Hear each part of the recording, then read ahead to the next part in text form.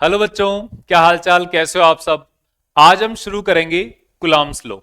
Coulomb's law के बारे में इस लेक्चर में स्टडी करेंगे और कुलाम्स लॉ आपके आने वाले इस पूरे चैप्टर का एक बहुत ही अच्छा बेसिक पार्ट है। यहां पर इसके क्वेश्चंस, इसके कॉन्सेप्ट्स और इससे छोटी छोटी जितने भी बातें निकल के आएंगी वो आपके पूरे चैप्टर में और चैप्टर के साथ साथ पूरी फिजिक्स फर्स्ट में आपको हेल्प करेंगे कहीं ना कहीं किसी ना किसी तरीके से, क्योंकि इसको ये सबसे बेसिक है। तो इसको यूज करके कहीं पर भी किसी भी टाइप का कोई क्वेश्चन बीच में पूछ सकता है और कहीं एक कॉन्सेप्ट को दूसरे के साथ मिक्स करके अगर पूछना होता है तो वहां पर ये सबसे ज्यादा इंपॉर्टेंट कॉन्सेप्ट यहां पर बन जाता है।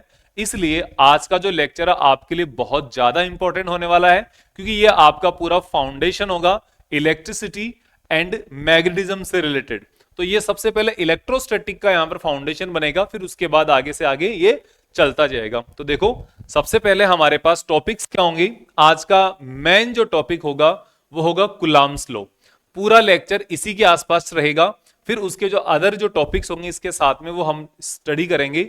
Effect of medium on Coulomb's force, then vector form of Coulomb's law, principle of superposition of Coulomb's force, कि अगर किसी एक चार्ज पर एक से ज्यादा चार्जेस फोर्स लगा रहे हैं तो उनकी कैलकुलेशन कैसे होगी, उनका हिसाब हम कैसे करेंगे, वो हम यहां पर इस लेक्चर के अंदर ही डिस्कशन करेंगे। मैं कोशिश करूंगा हम जितने टॉपिक्स है सारे आज के लेक्चर में पूरे कर पाए। अगर नहीं भी होगा, अगर ज्यादा बड़ा होता हुआ लगेगा लेक्चर, तो हम इसको 2 पार्ट में कर लेंगे, कोई इश्यू नहीं होगा। तो अभी हमारे पास सबसे पहले है इलेक्ट्रिक फोर्स।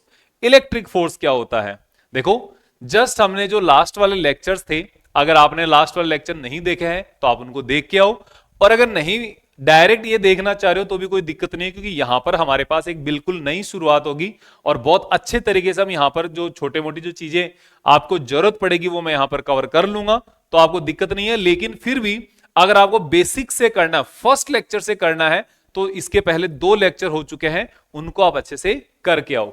तो देखो, सबसे पहले इलेक्ट्रिक फोर्स क्या होता है।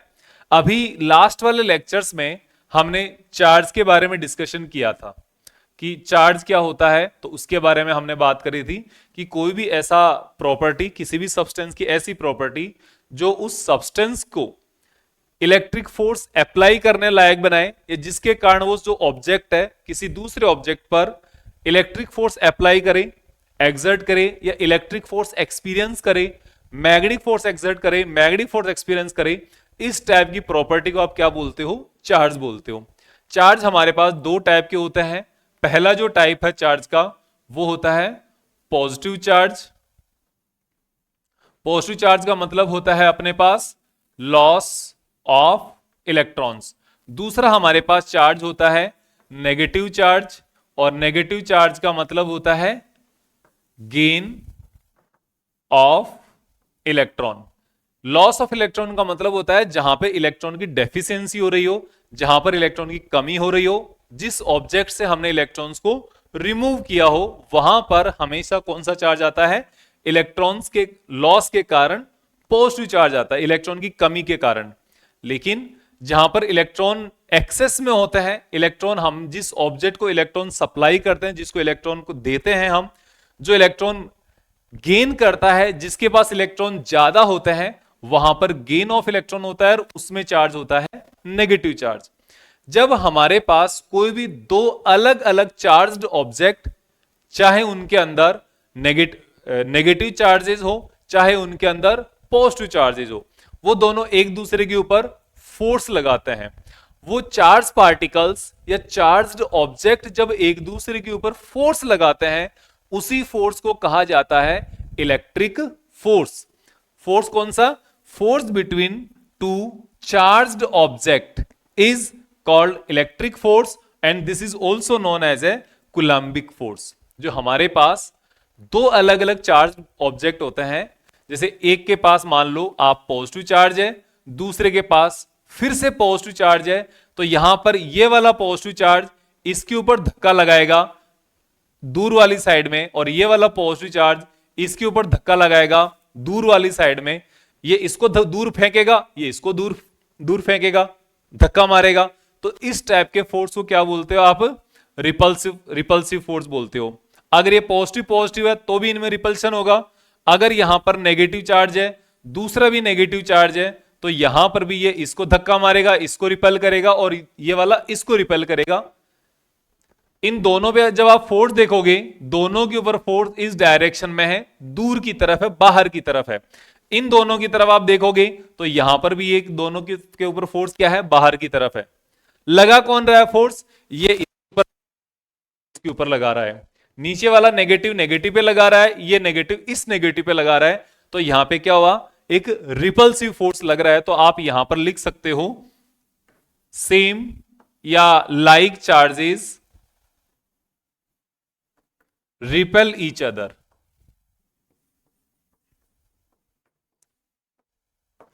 जो सेम चार्जेस है, लाइक चार्जेस है, दे रिपेल ईच अदर, वो एक दूसरे के ऊपर रिपल्शन का फोर्स लगाएंगे। लेकिन यहां पर अगर एक चार्ज नेगेटिव है, दूसरा चार्ज अगर पॉजिटिव है, तो ये वाला फोर्स, ये चार्ज है ना, ये पॉजिटिव चार्ज नेगेटिव वाले को अपनी तरफ अट्रैक्ट करेगा, और ये वाला जो चार्ज है ये इसको अपनी तरफ अट्रैक्ट करेगा, और ये वाला चार्ज इसको अपनी तरफ अट्रैक्ट करेगा। तो यहां पे लगने वाला फोर्स, ये इसको ये अपनी तरफ अट्रैक्ट कर रहा है, इसको ये अपनी तरफ अट्रैक्ट कर रहा है, तो दोनों एक दूसरे को खींच रहे हैं, एक दूसरे को अपनी तरफ खींच रहे, पुल कर रहे हैं। तो इस टाइप में आप यहां पर कह सकते हो कि अनलाइक चार्ज या opposite charge, opposite charges attracts each other, opposite charges attracts each other, या अनलाइक चार्जेस एक दूसरे को अट्रैक्ट करते हैं। ऑपोजिट चार्ज एक दूसरे को अट्रैक्ट करते हैं, जिसमें से एक नेगेटिव होगा और एक पॉजिटिव होगा। ये चार्ज किसी भी लेवल पे हो सकते हैं, आप इनको माइक्रोस्कोपिक लेवल पे समझ सकते हो। जैसे कि आप यहां पर देखते होंगे, एक Na का आयन होता है, पॉजिटिव आयन, एक Cl आयन होता है, नेगेटिव आयन, दोनों के बीच में आयनिक बॉन्ड होता है, एक दूसरे को अट्रैक्ट करके रखते हैं। तो आयनिक बॉन्ड होता है, और यहां पर क्या बनता है, सॉल्ट बनता है, जो हम खाते हैं। नमक जो होता है वो इसी के लिए तो होता है, NaCl। और यहां पर ये बहुत माइक्रोस्कोपिक लेवल पे है। अगर हम मैक्रोस्कोपिक लेवल पे माने तो वहां पर भी ये काम होता है कि जब आपके पास कोई बड़े ऑब्जेक्ट्स हो, वहां पर बहुत ज्यादा अमाउंट में आपने चार्ज दे दिया हो, तो वो एक दूसरे को अट्रैक्ट कर सकते हैं। एक दूसरे को रिपेल करने का सिस्टम भी होता है, रिपेल भी कर सकते हैं अगर सेम चार्जेस होते हैं। तो आप ये मान के चलो, अगर कोई भी चार्ज्ड बॉडीज होगी, उनके बीच में लगने वाले फोर्स को क्या बोलते हो, इलेक्ट्रिक फोर्स बोल सकते हो, और उसको आप कुलाम्बिक फोर्स भी बोल सकते हो। इसका जो स्टडी जिसने किया था, उनका नाम था चार्ल्स अगस्टिन दी कुलाम। ये चार्ल्स अगस्टिन दी कुलाम, ये साइंटिस्ट है, इन्होंने इलेक्ट्रिक फोर्स के बारे में बहुत ज्यादा डिस्कशन किया था, बहुत ज्यादा स्टडी किया था, रिसर्च किया था। उसके बाद इन्होंने इसके बारे में लॉ दिया था। उस लॉ को हम बोलते हैं कुलाम्स लॉ। तो कुलाम्स लॉ क्या होता है, इलेक्ट्रिक फोर्स को स्टडी हम जिस लॉ से करते हैं, इलेक्ट्रिक फोर्स के लिए जिसने रिलेशंस दिया था, उसको हम बोलते हैं कुलाम्स लॉ। कुलाम्स लॉ ने क्या किया, उन्होंने न्यूटन की हेल्प ली। न्यूटन ने अपने से जैसे हम तो कैलकुलस को स्टडी करते हैं, इंटीग्रेशन, डिफरेंशिएशन, लिमिट, कंटिन्यूटी, ये सबको, तो हमें तो केवल उसको स्टडी करने में इतनी दिक्कत होती है। न्यूटन ने पूरी कैलकुलेशन को बनाया था, इजाद किया था। ये सोच के चलो आप, जब न्यूटन ने इतनी सारी चीजों को खुद ने बनाया था, तो उसी वजह से न्यूटन सबसे ज्यादा कैलकुलस का यूज किया है न्यूटन ने। और इतना यूज किया है न्यूटन ने कि हर एक फील्ड में न्यूटन ने कैलकुलस को यूज करके मैथमेटिकल रिलेशन दे दिए हमें। इसीलिए कहा जाता है, जो न्यूटन है ना, न्यूटन अब तक का सबसे ग्रेटेस्ट साइंटिस्ट रहा है। जो आइंस्टीन है या स्टीफन हॉकिंस वगैरह सब कुछ साइड में लगते हैं, अगर हम न्यूटन की बात करें उस कंडीशन में, क्योंकि उसने जो फंडामेंटल चीजें हम स्टडी कर रहे हैं आज, वो फंडामेंटल चीजें, वो कैलकुलस उसने अपने से बनाई थी, उसने सबसे पहले स्टडी किया था।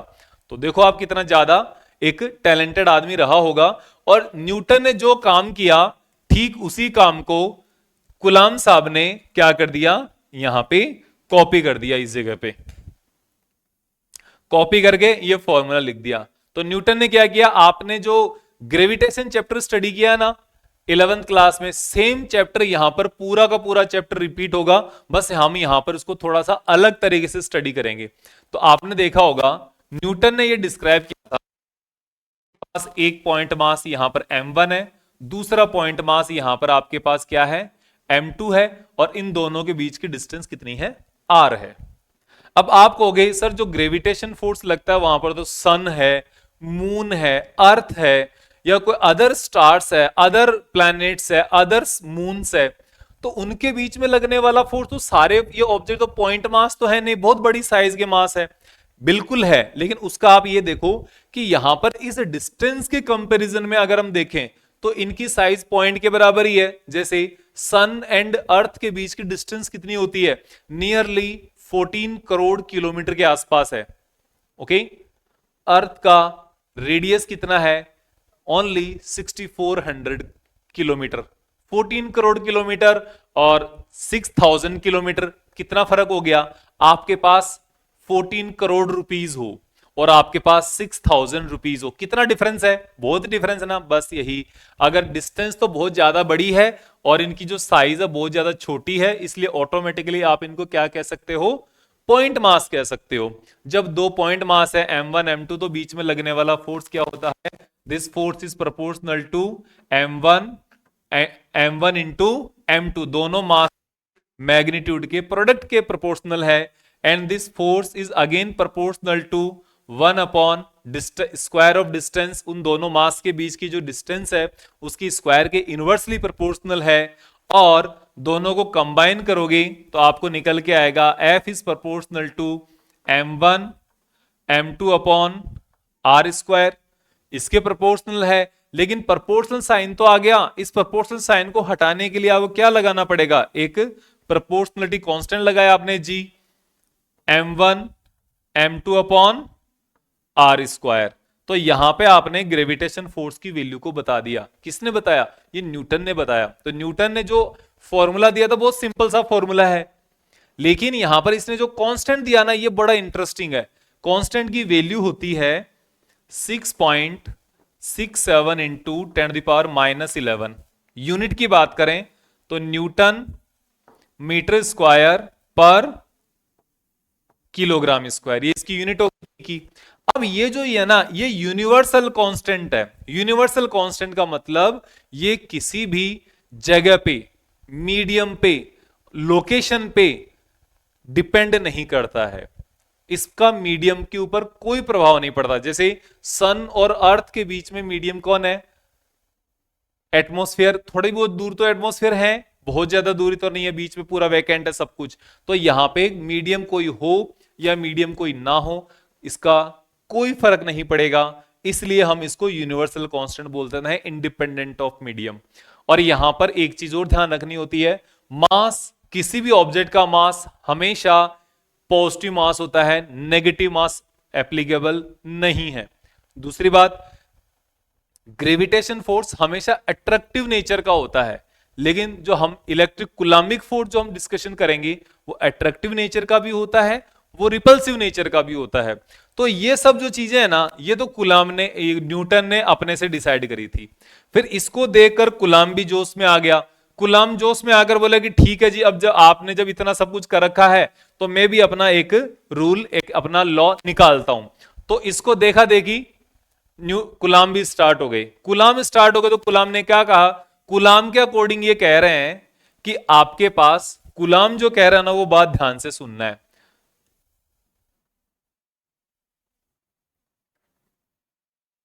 कुलाम ये कह रहे हैं कि यहां पर दो जो चार्जेस होंगे,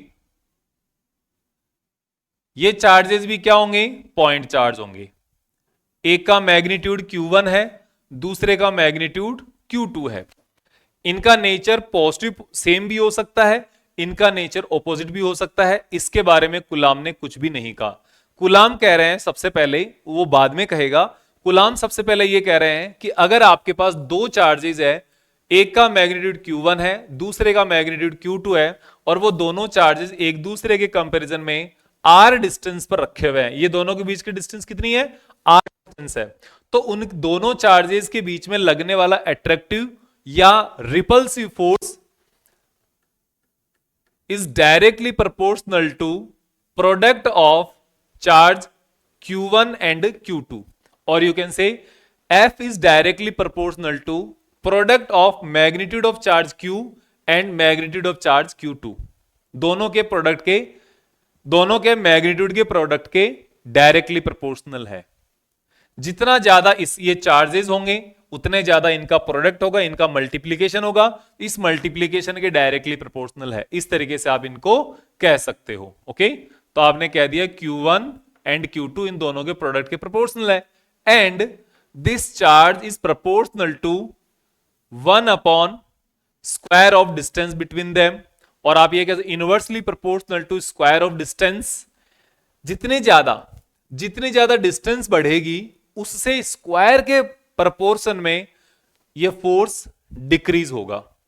कहने का मतलब यह है कि अगर आप यहां पर इसको दोनों को कंबाइन करोगे तो कैसे लिख सकते हो, दोनों कंबाइन करने पर आप लिखोगे कंबाइन बोथ, तो आपके पास आ गए F is proportional to Q1 into Q2 upon R square. Q1 Q2 के डायरेक्टली प्रोपोर्शनल है एंड आर स्क्वायर के इनवर्सली प्रोपोर्शनल है। आप इसको इस तरीके से सोचो, अगर मैं यहां पर Q1 को 2 इंटू Q1 कर देता हूं, ओके, और Q2 को Q2 ही रहने देता हूं, ये एज इट इज है, और आर भी एज इट इज है, ठीक है, तो हमारे पास फोर्स कितना हो जाएगा, force is proportional to 2 into Q1 Q2 upon R square. अब जो फोर्स है इसके कंपैरिजन में डबल हो गया कि नहीं हो गया, बिल्कुल डबल हो गया, क्योंकि इनमें से कोई एक चार्ज डबल हो गया। अगर हम Q2 को 3 इंटू Q2 कर दें तो हमारे पास क्या हो गया, 3 इंटू 2, अब ये 6Q के प्रोपोर्शनल हो गया, 6 into Q1 Q2 upon R square हो गया। ऐसे जैसे जैसे इसके चार्जेस इंक्रीज होते जाएंगे उनके बीच में लगने वाला फोर्स भी इंक्रीज होता जाएगा। समझ में आ गया। फिर ये कह रहा है कि आपके पास जो लगने वाला फोर्स है ये डिस्टेंस के ऊपर कैसे वेरी कर रहा है, तो बोल रहा है भैया एक काम ऐसे करो, Q1 को Q1 रहने दो, Q2 को भी Q2 रहने दो, लेकिन जो आपके पास R है ना, इस R को आप 2 इंटू आर कर दो। एक बार करके देखो, कोई दिक्कत नहीं है, करके देखो। तो यहां पे बनेगा Q1 into Q2 upon 2 into R का स्क्वायर, क्योंकि आर का स्क्वायर था, अब 2 इंटू आर है तो 2r का स्क्वायर हो जाएगा। जब 2r का स्क्वायर इसको करोगे, सोल्व करके लिखोगे, तो 2r का स्क्वायर मतलब 4 इंटू आर स्क्वायर, 2 का स्क्वायर तो 4 हो जाएगा, r का स्क्वायर r हो जाएगा, r स्क्वायर हो जाएगा। अब क्या हुआ, अब ये तो देखो Q1 Q2 upon R square तो एज इट इज है, लेकिन डिवीजन में 4 आ गया कि नहीं आया। अगर ये वाली वैल्यू पहले 10 रही होगी तो अब ये 10/4 10 अपॉन 4 रही होगी, मतलब ये 2.5 वैल्यू आ गई, आई कि नहीं आई। तो यहां पे 4 टाइम्स डिक्रीज हो गया। पहले ये 40 रही होगी तो अब ये 10 रही है, पहले 4 रही है तो अब ये 1 रही है। तो यहां पर कहने का मतलब ये है डिस्टेंस डबल करने पर फोर्स 4 टाइम्स डिक्रीज होता है, डिस्टेंस 3 टाइम्स करने पर फोर्स 9 टाइम्स डिक्रीज होता है, डिस्टेंस 4 टाइम्स करने पर फोर्स 16 टाइम्स डिक्रीज होता है। ऐसे कि डिस्टेंस जितने इंक्रीज करोगे फोर्स उसके स्क्वायर के बराबर डिक्रीज हो जाएगा। डिस्टेंस 10 टाइम्स इंक्रीज किया, फोर्स 100 टाइम्स डिक्रीज हो जाएगा। डिस्टेंस 100 टाइम डिक्रीज किया, फोर्स 10,000 टाइम डिक्रीज हो जाएगा। फीलिंग इस तरीके से फीलिंग लो आप, है ना। तो यहां पे फोर्स बहुत जल्दी डिक्रीज होता है डिस्टेंस इंक्रीज होने के साथ साथ, इसलिए इन्होंने कुलाम्स ने ये लगाया फोर्स कि ये भाई दोनों Q1 एंड Q2 क्या होने चाहिए, कंडीशन सुनना, Q1 एंड Q2 क्या होने चाहिए, पॉइंट चार्ज होने चाहिए, पहली बात। फिर R डिस्टेंस क्या होनी चाहिए, कंपैरेटिवली बड़ी होनी चाहिए। तो उससे इन दोनों के बीच में लगने वाला फोर्स Q1 Q2 के डायरेक्टली प्रोपोर्शनल है, R स्क्वायर के इनवर्सली प्रोपोर्शनल है। लेकिन जब कहीं पर भी कोई प्रोपोर्शनल साइन होता है ना, तो आप क्या करते हो, आप एक कांस्टेंट लगा देते हो। तो वो कांस्टेंट यहां पे आ जाएगा प्रोपोर्शनलिटी साइन के लिए k into Q1 Q2 upon R square. ये आपके पास यहां पर फोर्स की वैल्यू आ गई। अब इसको k को हम यहां पर लिखते हैं ना, बड़ी इंटरेस्टिंग चीज है। k का नाम होता है इसको पहले तो हम प्रोपोर्शनलिटी कांस्टेंट लिख देते हैं, जो तो एक सामान्य सी बात है, सिंपल सी बात है, हर कोई लिख सकता है, लेकिन हम ऐसा नहीं करते, हम इसकी पूरा प्रॉपर नाम लिखते हैं। तो ये हो जाएगा इलेक्ट्रो स्टैटिक कांस्टेंट। एक बात ध्यान रखना, यहां पर ये जो के है ना, ऐसा सिमिलर सेम तरीके से लिखने वाला एक और के आएगा इसी चैप्टर के अंदर, तो वहां से और इसमें कंफ्यूजन नहीं होना आपको, ओके। और ये किस पे डिपेंड कर रहा है? ये डिपेंड करता है, डिपेंड्स अपॉन मीडियम, ये डिपेंड मीडियम पे करता है, लेकिन हम केवल अभी वैक्यूम की बात करेंगे। बट फॉर वैक्यूम या एयर, वैक्यूम के लिए होता है K इज इक्वल्स टू 1/4πε0। ये इसकी फॉर्मूले के साथ वैल्यू है। न्यूमेरिकल वैल्यू क्या होगी वो मैं बता देता हूं, 9 × 10⁹। यूनिट क्या होगी वो हम कैलकुलेट करके बताऊंगा आपको, ठीक है। ये इसकी वैल्यू है, किसके लिए? ओनली फॉर वैक्यूम, वैक्यूम के लिए ये वैल्यू है। तो यहां पर आपने देखा होगा एक नई चीज आ गई। नई चीज क्या है? Epsilon not. ये रहा आपके लिए एप्सिलॉन नॉट। इसको क्या बोला जाता है? इसको बोला जाता है permittivity of vacuum. Permittivity of vacuum, तो परमिटिविटी ऑफ वैक्यूम एक नई क्वांटिटी आ गई यहां पे। ये परमिटिविटी क्या है इसके बारे में हम अभी बात करेंगे, ओके। इसके बारे में हम अभी बात करेंगे, परमिटिविटी क्या होती है। इसको आप थोड़ा इस तरीके से समझ लो कि कोई भी जो मीडियम होता है ना, वहां पर इलेक्ट्रिक फील्ड लाइंस या इलेक्ट्रिक फोर्स, जो आपने electric field line, magnetic field line आपने 9th-10th क्लास में स्टडी किए, उसी के बारे में बात कर रहा हूं। जो इलेक्ट्रिक फील्ड लाइन है वो अलग अलग मीडियम से अलग अलग तरीके से ट्रेवल करती है। जैसे लाइट नहीं होता क्या, लाइट वैक्यूम में ज्यादा फास्ट ट्रेवल करती है, पानी के अंदर स्लो ट्रेवल करती है, ग्लास के अंदर और भी ज्यादा स्लो ट्रेवल करती है, और अगर कोई डेंसर मीडियम जैसे डायमंड होता है वहां से लाइट और भी ज्यादा स्लो ट्रेवल करती है। ठीक उसी तरीके से जो इलेक्ट्रिक फील्ड लाइंस है वो भी अलग अलग मीडियम से कंपैरिजन में अलग अलग स्पीड से ट्रेवल करेगी, अलग अलग तरीके से वहां से पास होती है। तो उसी का जो मेजरमेंट है वो कहलाता है परमिटिविटी ऑफ वैक्यूम। इसके बारे में हम डिस्कशन करेंगे। और यहां पर वैक्यूम के लिए इसकी जो वैल्यू है वो होती है 8.85 10⁻⁻12। ये न्यूमेरिकल वैल्यू है, यूनिट्स हम कैलकुलेट करके लिखेंगे आपके सामने। तो ये आपके सामने यहां पर आ गया। तो this is K is equal to 9 × 10⁹। 1/4 इसकी सिंबॉलिक वैल्यू है और फॉर्मूले के साथ वैल्यू, और ये इसकी न्यूमेरिकल वैल्यू है। यूनिट्स हम बात करेंगे। तो हमारे पास ये हो गया Coulomb's law of electric force क्या कह रहा है। कुलाम्स ने कुछ नहीं किया, सिर्फ कॉपी कैट है कुलाम, इसने कॉपी किया है न्यूटन जी से। ये आपको सामने है, यहां पर आपको नजर आ रहा है यहां पे। अब हम बात करते हैं कुलाम्स लॉ। बता तो मैंने आपको दिया, लेकिन अब आप देखो यहां पर कुलाम्स लॉ होता है कि आपके लिए लिख के लाया हूं मैं सिर्फ और सिर्फ, between two charges, force between two charged objects. Charge कहां पे आएंगे? ऐसा तो है नहीं चार्ज एकदम हवा में लटकते रहेंगे, ऐसे हवा में नहीं रहेंगे, वो किसी ना किसी ऑब्जेक्ट के ऊपर आएंगे चार्ज। अकेला प्रोटॉन इलेक्ट्रॉन नहीं लटकता रहेगा, फ्री एग्जिस्ट नहीं कर सकता अकेले प्रोटॉन और इलेक्ट्रॉन। लेकिन वहां पर हमारे पास कोई ऑब्जेक्ट होगा, उसके ऊपर चार्ज आएंगे। जैसे मान लो ये तो खैर कंडक्टर है, अगर इसकी जगह कोई इंसुलेटर होता, मान लो ये है अपने पास, इसको अगर मैं अपनी टी शर्ट के साथ अगर रब करता हूं यहां पे, जैसे टी शर्ट के साथ अगर रब करूंगा तो इसके अंदर क्या आ जाएगा, इसके अंदर यहां पर एक चार्ज आ जाएगा जो कि दूसरे ऑब्जेक्ट्स को अट्रैक्ट करने की एबिलिटी को रखता होगा, ओके। तो ये आपको ध्यान रखना इतना सा। तो यहां पर force between two charged object is proportional to the product of, देखो, product of magnitude of both charges. दोनों जो ऑब्जेक्ट्स है, ये जो दोनों ऑब्जेक्ट है, इन दोनों के बीच में लगने वाला जो फोर्स है, अट्रैक्शन भी हो सकता है और रिपल्शन भी हो सकता है, कुछ भी हो कोई फर्क नहीं पड़ता। जो लगने वाला फोर्स है that force is product of magnitude of both charges, Q1 Q2 का प्रोडक्ट हो गया, and inversely proportional to the square of distance between them, दोनों के बीच की डिस्टेंस के इन स्क्वायर के इनवर्सली प्रोपोर्शनल। तो इनवर्सली का मतलब नीचे, स्क्वायर का मतलब स्क्वायर कर दिया, इसके प्रोपोर्शनल है।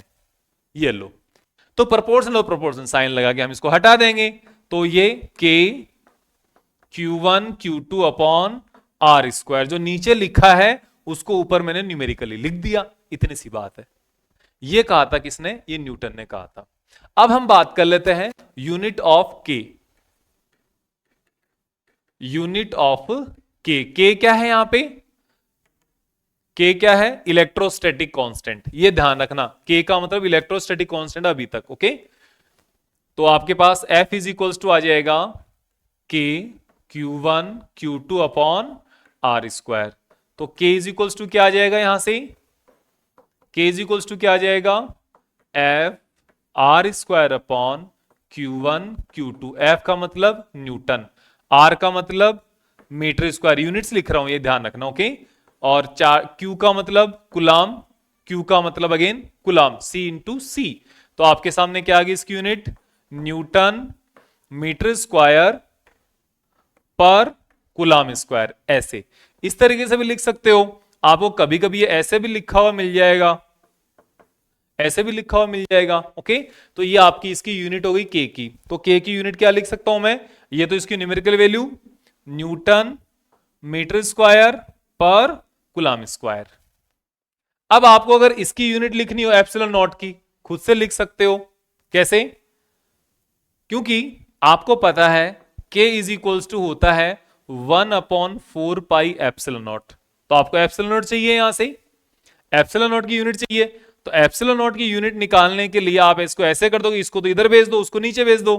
1/4 pi epsilon naught, epsilon not तो हट गया, के। अब के की यूनिट आपके पास है, 4 पाई की तो कोई यूनिट नहीं होगी, लेकिन के की यूनिट होगी। तो 1 अपॉन इसकी क्या है? न्यूटन मीटर स्क्वायर, और सबसे नीचे कुलाम स्क्वायर। तो इसको जब हम और आगे लिखेंगे तो यहां पर ये पलट के लिख दो, देखो, कुलाम स्क्वायर पर न्यूटन पर मीटर स्क्वायर। कुलाम स्क्वायर ऊपर आ जाएगा, न्यूटन और मीटर स्क्वायर नीचे आ जाएगा। तो ये किसकी यूनिट हो गई? ये आपके लिए यूनिट हो गई इस एप्सिलॉन नॉट की। समझ में आ गया? तो इस तरीके से इसकी यूनिट आप लिख सकते हो। फिर से इसकी यूनिट लिखने पर क्या? कुलाम स्क्वायर पर न्यूटन मीटर स्क्वायर, ये इसकी यूनिट हो गई। किसकी यूनिट? परमिटिविटी ऑफ वैक्यूम की यूनिट हो गई। तो ये यूनिट क्वांटिटी है, यूनिटलेस क्वांटिटी नहीं है। Permittivity of vacuum has units and dimensions. आप डायमेंशंस भी कैलकुलेट कर सकते हो इसकी, को डायमेंशन कैलकुलेट करना खुद को आना है अब, है ना।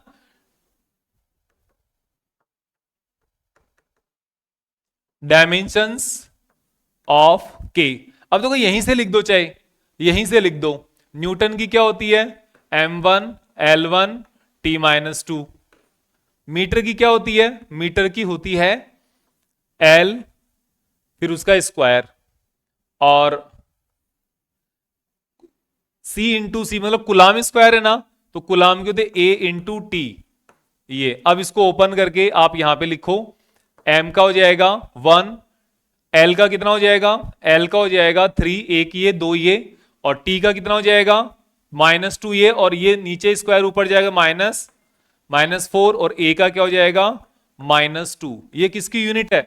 डायमेंशनल फॉर्मूला ये है, K का डायमेंशनल फॉर्मूला है।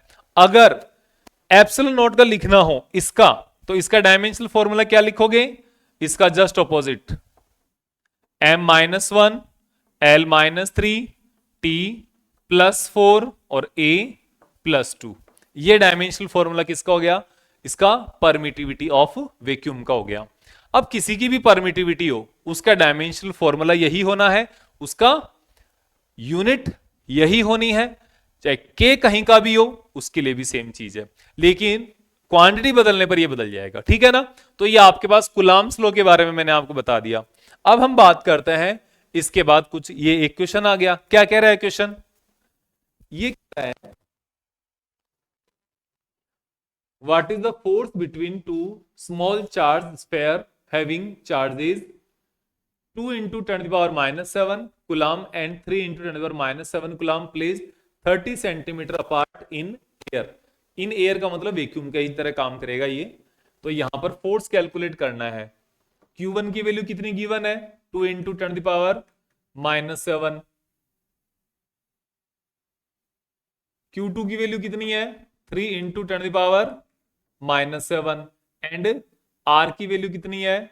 30 सेंटीमीटर। 30 सेंटीमीटर का मतलब सीजीएस यूनिट है, एसआई में कन्वर्ट करो 0.3 मीटर, ऐसे मीटर में कन्वर्ट करना जरूरी है। तो आपको सिर्फ फोर्स पूछा है ना, तो फोर्स के लिए क्या आएगा? F equals to K Q1 Q2 upon R square. तो K की वैल्यू कितनी है?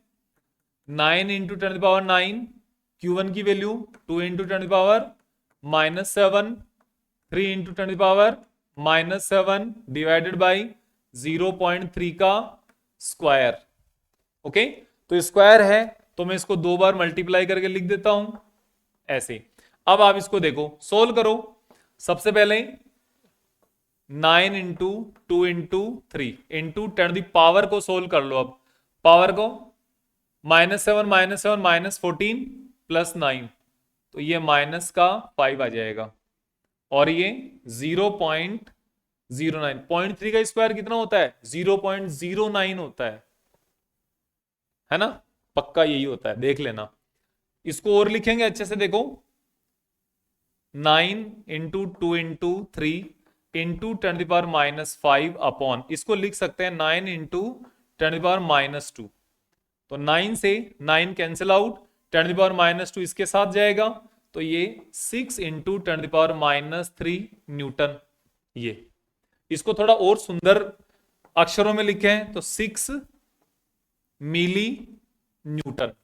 6 मिली न्यूटन, क्योंकि 10 पावर माइनस 3 है ना, तो मिली में कन्वर्ट हो जाएगा। सिंपल सा क्वेश्चन है, कितना आसान है। अब हमारे पास क्या कह रहा है ये? Force between two charges placed in air at a distance R apart is F. R distance पे दो चार्जेस रखे हुए हैं ऐसे, ये दोनों के बीच की डिस्टेंस आर है। Q1 Q2 दो चार्जेस है, इक्वल भी हो सकते हैं अनइक्वल भी हो सकते हैं, कोई फर्क नहीं पड़ता। इज एफ है।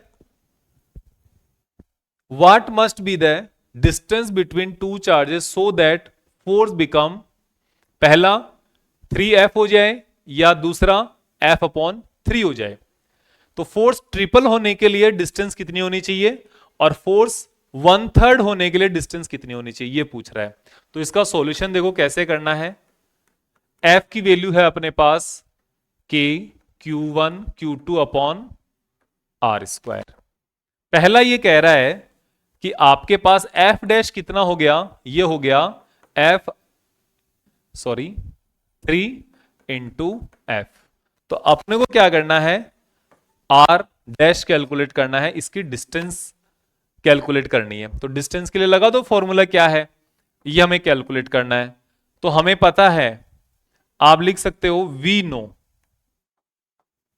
क्या, यह है F is equals to K Q1 Q2 upon R square. तो यहां से are square equals to K Q1 Q2 upon F, ऐसे हो गया है ना। तो अब अपने को यहां पर f की जगह 3 इंटू एफ रखना है, तो हमारे पास r डैश आ जाएगा। तो r dash square is equals to K Q1 Q2 upon 3 into F, ऐसे इस तरीके से आएगा। ओके, और यहां पर देखो, एक तो आप ऐसे कर सकते हो, एक और तरीका बताओ मैं आपको। आप यहां पर जो आपके पास फोर्स है ना, डायरेक्ट ही आप वैल्यू रख सकते हो। कैसे? फोर्स की वैल्यू तो आपने यहां पे रखी है फॉर्मूला, तो आप यहां पे लिख सकते हो अगेन, या फ्रॉम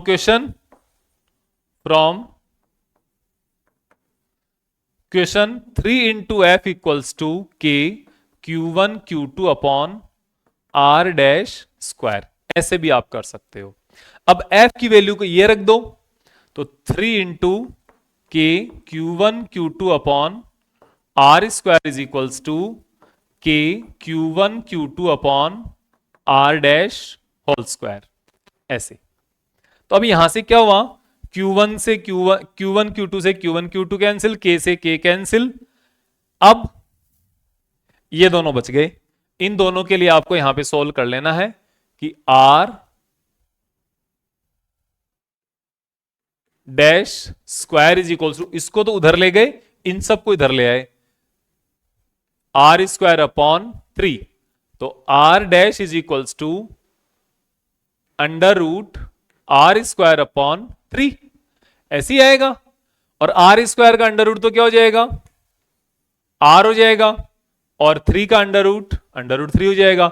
इतना आर डैश की value R upon under root 3 हो जाएगा। तो इतना डिस्टेंस कम होने पर जो फोर्स है वो 3 टाइम्स हो जाएगा, इतनी डिस्टेंस डिक्रीज होने पर। ओके, जैसे मान लो आपको एक अगर एग्जांपल की तरह बताऊं मैं, तो पहला जो है अगर 1 मीटर है, पहले अगर 1 मीटर है तो अब 1 अपॉन 1.73 इतना मीटर हो जाएगा। Okay, yes. अब है अपने पास यहां पर सेकंड क्वेश्चन। सेकंड क्वेश्चन के अकॉर्डिंग क्या है, सेकंड क्वेश्चन के अकॉर्डिंग है F dash is equals to F upon 3, ऐसे आपने लिख दिया।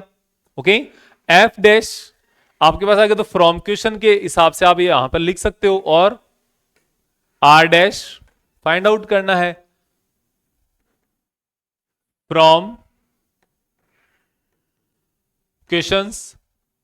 F upon 3 is equals to K Q1 Q2 upon R square. F की वैल्यू वो वहां रही, आर नहीं आर डैश स्क्वायर, क्योंकि यहां पर हमें आर डैश फाइंड आउट करना ना, इसलिए। तो ये हो जाएगा K Q1 Q2 upon R square, और 3 भी नीचे ही है, और इधर से K Q1 Q2 upon R dash whole square.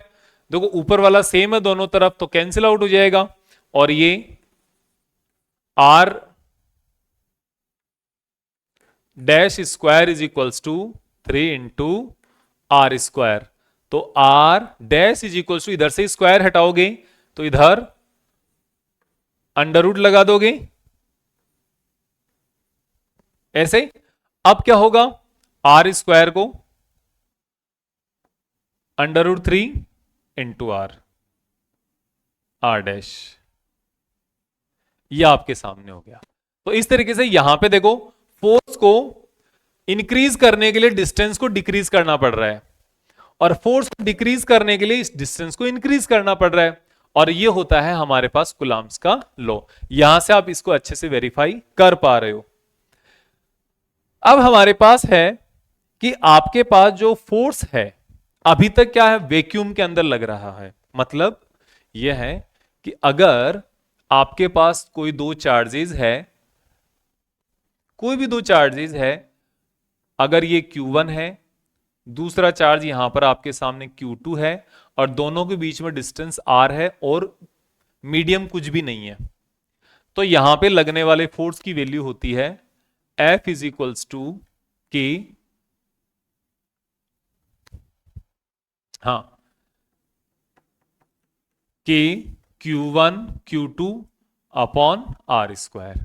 Okay, लेकिन आपको यह भी पता है K की जो वैल्यू होती है वो होती है 1 अपॉन 4 पाई एप्सिलॉन नॉट। ये वैल्यू आप यहां पे रखोगे तो F इज इक्वल्स टू आपके सामने आ जाएगा 1 upon 4 pi epsilon naught Q1 Q2 upon R square. ये आपके लिए क्या है, फोर्स इन वैक्यूम होता है। लेकिन अगर हम इन दोनों फोर्सेस के बीच में अगर मीडियम रख दें, कोई चार्जेस है हवा के अंदर, हम एक्सपेरिमेंट कर रहे हैं, अगर हम इनको पानी के अंदर रख दें, पानी के बीच अंदर डुबो दें इनको, पूरे एक्सपेरिमेंट के सेटअप को, तो ये क्या होगा, क्या दोनों के अंदर लगने वाला फोर्स अब भी सेम रहेगा, या दोनों के अंदर लगने वाला फोर्स डिक्रीज हो जाएगा? ये एक वहां पर अलग चीज आती है।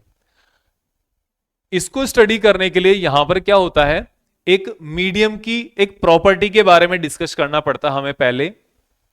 अगर इनको हमने पानी के अंदर रख दिया, अगर दोनों चार्जेस के बीच में हमने ग्लास रख दिया, अगर दोनों चार्जेस के बीच में हमने कोई प्लास्टिक रख दिया, है ना, पेपर रख दिया, तो क्या फर्क पड़ेगा? दो चुंबक है, मैग्नेट्स है, डायरेक्ट चिपकाओगे बहुत अच्छे चिपक जाएंगे। लेकिन बीच में आपने नोटबुक रख दी जो कि पेपर होता है, अब दोनों के बीच में फोर्स डिक्रीज होगा कि नहीं होगा? आपको कि हाँ सर बिल्कुल डिक्रीज होगा दोनों के बीच में फोर्स। ठीक वही जो चेंजेस है इलेक्ट्रिक फोर्स में भी आते हैं। उनको उस चेंजेस को स्टडी करने के लिए हमें जिस क्वांटिटी का इस्तेमाल करना है, जिस क्वांटिटी को यूज करना है, वो होता है permittivity of medium. Permittivity of medium पहले हम ये स्टडी करेंगे। ओके,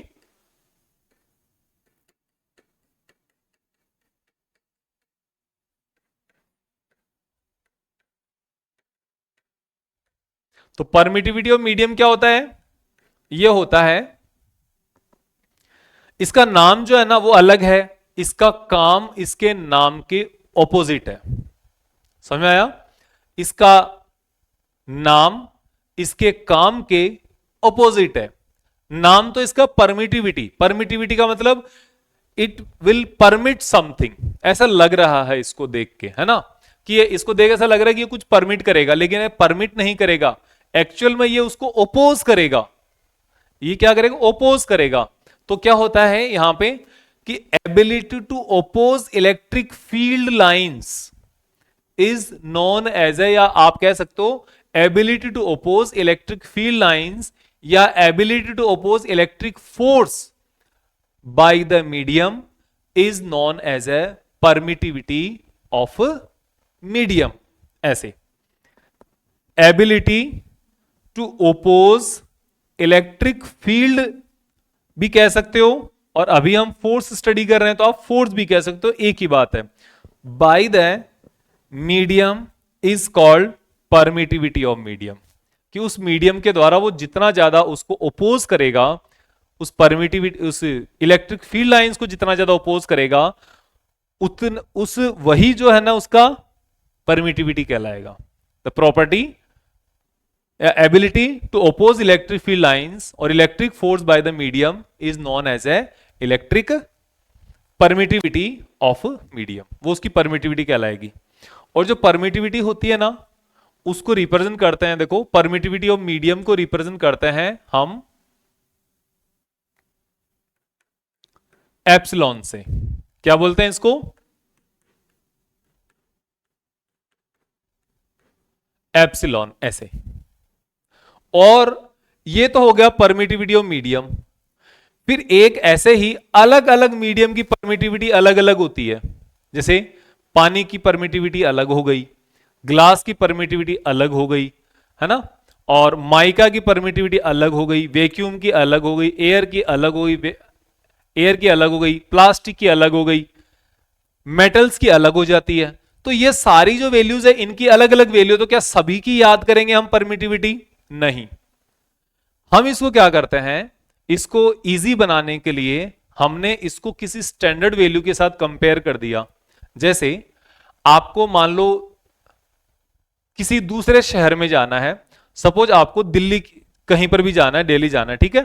तो जब दिल्ली जाओगी तो आपको वहां पे पता चलेगा कि आपको एड्रेस लिख दिया घर का, क्या अगले का बंदे का सिर्फ नाम लिख कर आप अगले सामने वाले के घर पे चले जाओगे क्या? अगर आपको प्राइम मिनिस्टर के यहां जाना है, प्रेसिडेंट के यहां जाना है, तब तो आप डायरेक्ट नाम लिखा और अगले के घर चले जाओगे, ऑफिस चले जाओगे, ओके।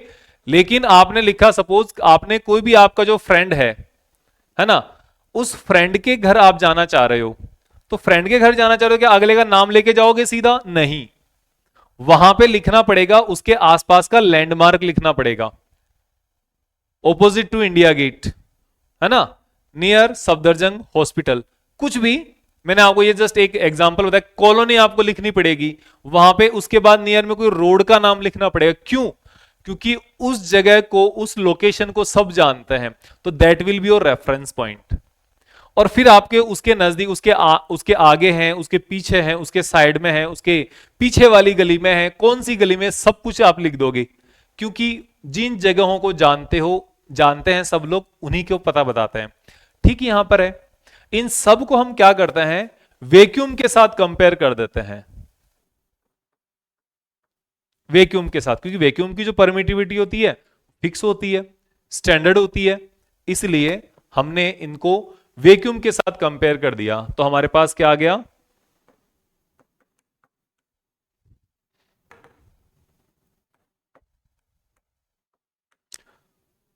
परमिटिविटी ऑफ वैक्यूम, इसको लिखा जाता है एप्सिलॉन नॉट से, और इसकी फिक्स वैल्यू होती है 8.85 इंटू 10⁻⁻12। यूनिट कैसे कैलकुलेट करनी है वो मैंने आपको बता दी। इसकी भी यूनिट वैसे ही होगी, इसकी भी यूनिट वैसे ही होगी जैसा कि हमने इस वाली स्लाइड में किया था, यहां पर, है ना। ये के की यूनिट निकाली थी और यहां पर हमने एप्सिलॉन नॉट की यूनिट निकाली थी। ये के का डायमेंशनल फॉर्मूला निकाला था, ये हमने एप्सिलॉन नॉट का डायमेंशनल फॉर्मूला कैलकुलेट कर लिया। तो ठीक ऐसे ही होगा, हमें आगे सिर्फ इनके बारे में बात करनी है, इनकी वैल्यूज है, तो इसकी यूनिट क्या हो जाएगी, कूलम स्क्वायर पर न्यूटन मीटर स्क्वायर। ऐसे डायमेंशनल फॉर्मूला आप अलग से लिख देना, कोई दिक्कत। इसका भी क्या है, कूलम स्क्वायर पर न्यूटन मीटर स्क्वायर, ऐसे। लेकिन इन दोनों के बीच में जो रिलेशन है वो इंपॉर्टेंट है। जैसे आप उस लैंडमार्क के आप आगे रह रहे हो कि पीछे रह रहे हो कि सामने रह रहे हो कि उस दूसरी तरफ रह रहे हो, वो इंपॉर्टेंट है ना। तो वही चीज यहां पर है कि इन जो स्टैंडर्ड वैल्यू है वैक्यूम है, उसके साथ इसका क्या रिलेशन है, इसको डिफाइन कर दिया तो आपकी इस परमिटिविटी की वैल्यू आ जाएगी, आप ही कर दो। तो इसके लिए हमारे पास नई टर्म निकल के आती है जिसको हम बोलते हैं रिलेटिव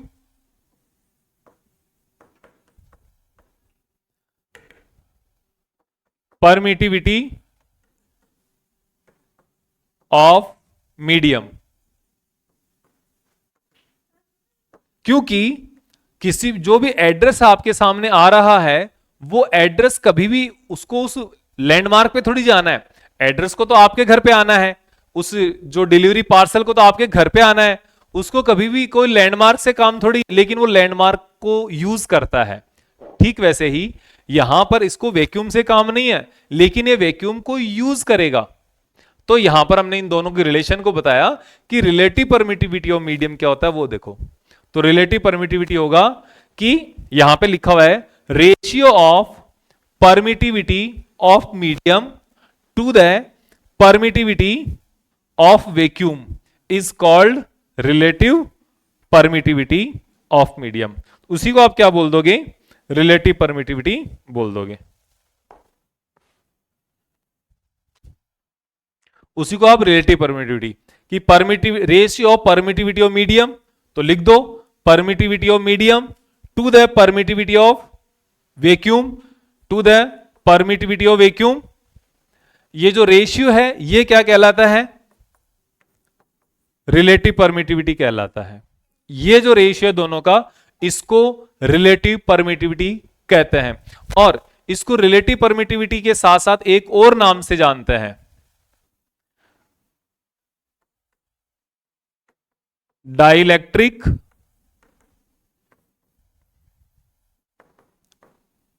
कांस्टेंट। इसको हम डाइलेक्ट्रिक कांस्टेंट के नाम से भी जानते हैं। डाइलेक्ट्रिक कांस्टेंट अगर है तो इसको हम किससे रिप्रेजेंट कर देते हैं, फिर से के से। इसको के से भी रिप्रेजेंट कर दिया, और के से हमारा ये जो इलेक्ट्रोस्टैटिक कांस्टेंट है ये भी के से रिप्रेजेंट होता है, लेकिन दोनों अलग अलग है, same same but different. Okay, तो याद रखना these two are same but different। याद रखना इस बात को, same but different। ओके, ये इलेक्ट्रोस्टैटिक कांस्टेंट है, इसकी वैल्यू होती है 9 × 10⁻⁹। इसकी वैल्यू इतनी नहीं होती है, इसकी वैल्यू बहुत कम होती है, ठीक है ना, याद रखना। अब जो है यहां पर ये जो डाइलेक्ट्रिक कांस्टेंट है यहां पर, इसकी वैल्यू आपको देखना है क्या होती है। यहां पर इसकी वैल्यू आ जाती है, आपको इसको अगर देखोगे तो आपको पता चलेगा कि यहां पर फोर्स कैसे वेरी करता है। तो देखो यहां पर हमारे पास इसमें वैक्यूम के अंदर लगने वाला फोर्स ये है, तो मीडियम के अंदर लगने वाले फोर्स की बात कर लेते हैं हम। ओके, तो फोर्स बिटवीन चार्ज्ड या चार्जेस इन मीडियम।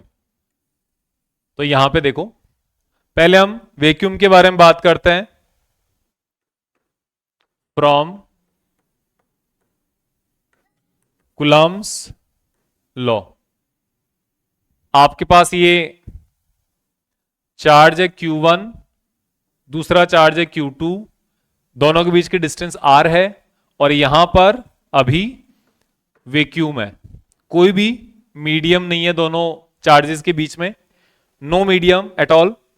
तो आप यहां पर आपके पास फोर्स क्या होगा, K Q1 Q2 upon R square, और आप लिख सकते हो 1 अपॉन 4 पाई एप्सिलॉन नॉट। जो K है ना, इसकी वैल्यू होती है 1 upon 4 pi epsilon naught, Q1 Q2 upon R square. ये आपके पास फोर्स आ गया वैक्यूम के अंदर। अब हम बात करते हैं कि आपने क्या किया, ये जो चार्जेस है दोनों अभी भी Q1 एंड Q2 है, दोनों के बीच की डिस्टेंस R ही है, लेकिन दोनों के बीच में जो मीडियम है ना, अब आपने यहां पर कोई मीडियम रख दिया। इस मीडियम की जो परमिटिविटी है वो है एप्सिलॉन। अब फोर्स कितना होगा, तो आप लिखोगे फोर्स इन मीडियम, इसको मैं लिख देता हूं FM, M for medium, 1 upon 4 pi epsilon. अब एप्सिलॉन नॉट नहीं आएगा यहां पे क्योंकि मीडियम नहीं है, मीडियम है अभी, Q1 Q2 upon R square. अब आप देखोगे यहां पर ये इक्वेशन नंबर 1 लगा देते हैं, और अभी इसको चलने दो। अब आपको पता है फ्रॉम रिलेटिव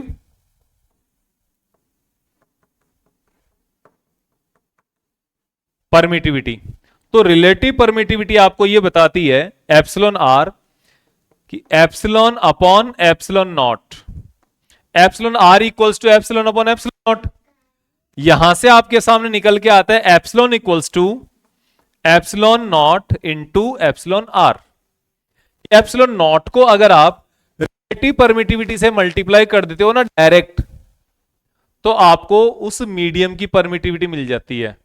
ये जो रिलेटिव परमिटिविटी है ये आपका रिफ्रैक्टिव इंडेक्स की तरह काम करती है, जैसे स्पीड कैलकुलेट करते हो आप। अगर रिफ्रैक्टिव इंडेक्स को अगर लाइट की स्पीड में डिवाइड कर देते हो तो मीडियम के अंदर स्पीड मिल जाती है ना, ठीक वैसे ही यहां पर रिलेटिव परमिटिविटी को वैक्यूम की परमिटिविटी से मल्टीप्लाई करने पर आपको मीडियम की परमिटिविटी मिल जाती है। ये वैल्यू आप यहां पे रख दो एफएम में, तो F M is equals to आपके सामने आ गया 1 upon 4 pi epsilon naught into epsilon R, epsilon की जगह Q1 Q2 upon R square, फिर ये हो गया 1 upon 4 pi epsilon naught Q1 Q2 upon R square, और ये जो एप्सिलॉन आर जो एक्स्ट्रा बच गया उसको लास्ट में रख दिया, और ये क्या हो गया एफएम हो गया। दोनों को आप डिवाइड भी कर सकते हो और आप चाहो तो कंपेयर भी कर सकते हो दोनों को। ओके, इक्वेशन नंबर 2 आ गया, तो आप यहां से लिख सकते हो from equation 1 and 2, F M is equals to, ये पूरी टर्म किसके बराबर है, ये एफ के बराबर है, और 1 अपॉन एप्सिलॉन आर हो गया। तो आप ऐसे भी लिख सकते हो एक साथ, F M is equals to epsilon upon epsilon M, कि मीडियम के अंदर लगने वाला फोर्स वैक्यूम के अंदर लगने वाले फोर्स के 1 अपॉन एप्सिलॉन टाइम्स कम हो जाएगा, डिक्रीज हो जाएगा। आप इसको एक और तरीके से समझ सकते हो कि अगर मैं इसको एप्सिलॉन आर कर देता हूं तो वैक्यूम के अंदर लगने वाला फोर्स और मीडियम के अंदर लगने वाले फोर्स के रेशियो के बराबर हो गया ये। इसका मतलब समझ रहे हो, जो रेशियो हमने परमिटिविटी के लिए डिफाइन किया था हम इसके लिए भी डिफाइन कर सकते हैं कि relative permittivity is defined as the ratio of force in vacuum to the force in medium, ऐसे भी डिफाइन कर सकते हो। तो इस तरीके से हम इसको अलग अलग तरीके डिफाइन कर सकते हैं। अभी हम इसके एक नेक्स्ट क्वेश्चन देखते हैं। How does the force between two charges change if distance is doubled. सबसे पहले क्या है, डिस्टेंस का क्वेश्चन है, फिर उसके बाद डिस्टेंस इज हाफ, फिर उसके बाद फिर से डिस्टेंस का ही क्वेश्चन है। लास्ट जो हमने क्वेश्चंस किए थे पहले, जो हमने उसके साथ में किए थे, वहां पर क्या था, फोर्स चेंज हो रहा था, डिस्टेंस फाइंड आउट करनी थी। इस बार डिस्टेंस चेंज हो रही है, हमें फोर्स फाइंड आउट करना है। तो डायरेक्ट फॉर्मूला लगा दो यहां से। फॉर्मूला अगर आप यूज करोगे फर्स्ट वाले के लिए, यहीं से मैं स्टार्ट कर देता हूं, F is equals to K Q1 Q2 upon R square, ये होगा।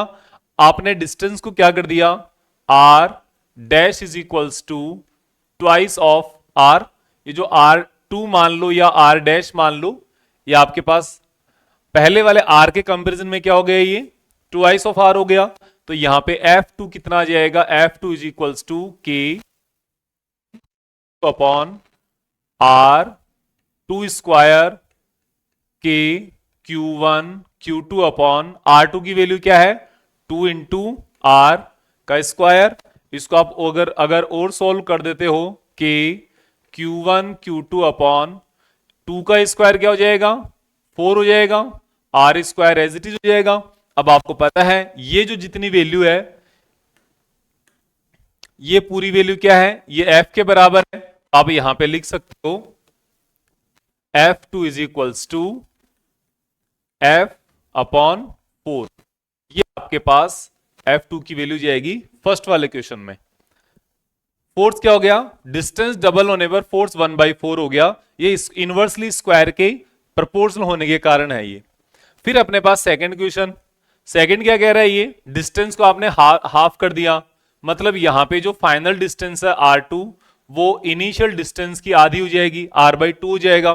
तो यहां पे अब जब आप F2 की वैल्यू फाइंड आउट करोगे तो के Q1 Q2 अपॉन R2 का होल स्क्वायर, R2 की वैल्यू रख देना है के Q1 Q2 square Q2 upon R/2 square, R upon 2 square. अब इसको जब सोल्व करोगे तो आपके सामने आ जाएगा K Q1 Q2 upon R square upon 2 का स्क्वायर का मतलब 4, तो ये आ जाएगा 4 ऊपर चला जाएगा सबसे ऊपर, तो 4 into K Q1 Q2 upon R square. और ये जो आपके सामने आया है यहां पे, ये के Q1 Q2 upon R square क्या है, ये फोर्स के बराबर है, तो आप लिख दोगे इक्वल्स टू 4 इंटू एफ। जब डिस्टेंस आधी हो जाती है, डिस्टेंस डिक्रीज हो जाती है, तो फोर्स 4 टाइम्स इंक्रीज हो जाता है, डिस्टेंस डबल हो जाती है तो फोर्स 4 टाइम्स डिक्रीज हो जाता है। ये इसका inversely proportional to square R square का रिलेशन है, ओके। तो सिंपल सी बात है। अब देखो, जब आप अभी क्या है स्टार्ट कर रहे हो चैप्टर को, क्वेश्चंस को स्टार्ट कर, तो आपके अभी क्या प्रैक्टिस में नहीं है, तो आप इसको पूरा मैंने सोल्व करके बताया। जब आपके एग्जाम में ऐसा कोई क्वेश्चन आ जाता है, इतना इजी आ जाता है, तो स्क्वायर करके आप डायरेक्टली इसको देखकर बता सकते हो, 10 सेकंड का क्वेश्चन होता है, ओके। तो ये ध्यान रखना। फिर अभी हमारे पास थर्ड क्वेश्चन ये कह रहा है, dielectric constant of the medium is increased. जो कांस्टेंट है डाइलेक्ट्रिक कांस्टेंट, वो अगर इंक्रीज कर दिया तो क्या इंपैक्ट पड़ेगा। तो देखो यहां पे फोर्स इन अ मीडियम, अभी तक पहले वाले 2 क्वेश्चन में मीडियम वाला रिलेशन नहीं था, मीडियम के बारे में नहीं पूछा था, कुछ भी नहीं कहा था। तो हमने मीडियम को छेड़ा भी नहीं। लेकिन इस बार क्या कह रहा है, डाइलेक्ट्रिक कांस्टेंट जो है ना, जिसको हमने किससे रिप्रेजेंट कर रहे थे, अगर इसको आप रिलेटिव परमिटिविटी बोल रहे हो तो आपने एप्सिलॉन आर से रिप्रेजेंट कर दिया, अगर आप इसको डाइलेक्ट्रिक कांस्टेंट बोल रहे हो तो आपने इसको के से रिप्रेजेंट कर दिया। ओके, दोनों एक ही बात है, आप चाहे डाइलेक्ट्रिक कांस्टेंट बोलते हो चाहे रिलेटिव परमिटिविटी बोलते हो, कोई फर्क नहीं पड़ता, सेम चीज है दोनों। ओके, आप इसको भी डायरेक्टली, ये जो एप्सिलॉन आर है ना, ये कुछ बदल नहीं जाएगा एप्सिलॉन आर होने पर। ओके, तो ध्यान रखना इस बात का। तो हमारे पास force in a medium, medium के अंदर फोर्स का फॉर्मूला क्या होता है, आपके पास होता है F is equals to 1/4 pi epsilon naught into epsilon R Q1 Q2 upon R square. हो गया। अब यहां पे जब आप देखोगे तो आपको पता है, आप इसको ऐसे भी लिख सकते हो 1/4 pi epsilon naught Q1 Q2 upon R square 1 epsilon R. इसको आप एप्सिलॉन आर भी कह सकते हो, इसको आप के भी कह सकते हो, कोई फर्क नहीं पड़ता। या फिर आप इसको ऐसे भी डायरेक्ट कर सकते हो, F upon epsilon R force in medium, medium के अंदर एफ जो वैक्यूम होता है, वैक्यूम के कंपैरिजन में एप्सिलॉन अपॉन आर होता है। तो if epsilon R increase then F क्या होगा, डिक्रीज होगा। सिंपल सी बात है, इतना सा आपको बताना है। अब यहां पे एक चीज का ध्यान रखना, जैसे मैंने यहां पर एक तो लिखा है ये फॉर्मूला, ये अब यहां पे क्या है इस वाले में, ये जो है ना इन एफ इन वैक्यूम, मान लो मैंने ऐसा अगर मैं इसको लिख रहा हूं तो ये हो गया F is equals to K Q1 Q2 upon R square, या फिर मैं इसको ऐसे भी लिख सकता हूं 1/4 pi epsilon naught Q1 Q2 upon R square. ये जो चीजें मैं आपको एक्स्ट्रा बता रहा हूं, फिर से बता रहा हूं आपको कंफ्यूजन दूर करने के लिए। अगर मैं लिखता हूं एफ इन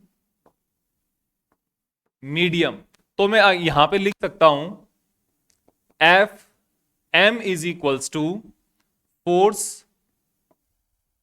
1/4 pi epsilon naught epsilon R Q1 Q2 upon R square.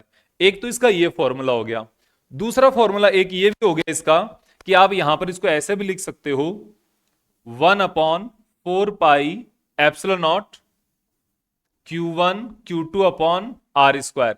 अब ये 1/एप्सिलॉन नॉट है ना, इसको आप 1/k भी लिख सकते हो, क्योंकि इसको k से भी तो रिप्रेजेंट करते हैं। अब एक बात का ध्यान रखना कि यहां पर जो हमने k लिखा है ये अलग है, और यहां पे ये जो k लिखा है वो अलग है, ये एक नहीं है। इसकी वैल्यू तो 9 इंटू 10⁹, इसकी वैल्यू होती है 9 इंटू 10⁹। यूनिट जो भी हो कोई फर्क नहीं, यूनिट होगी अलग से, न्यूटन मीटर स्क्वायर पर कूलम स्क्वायर।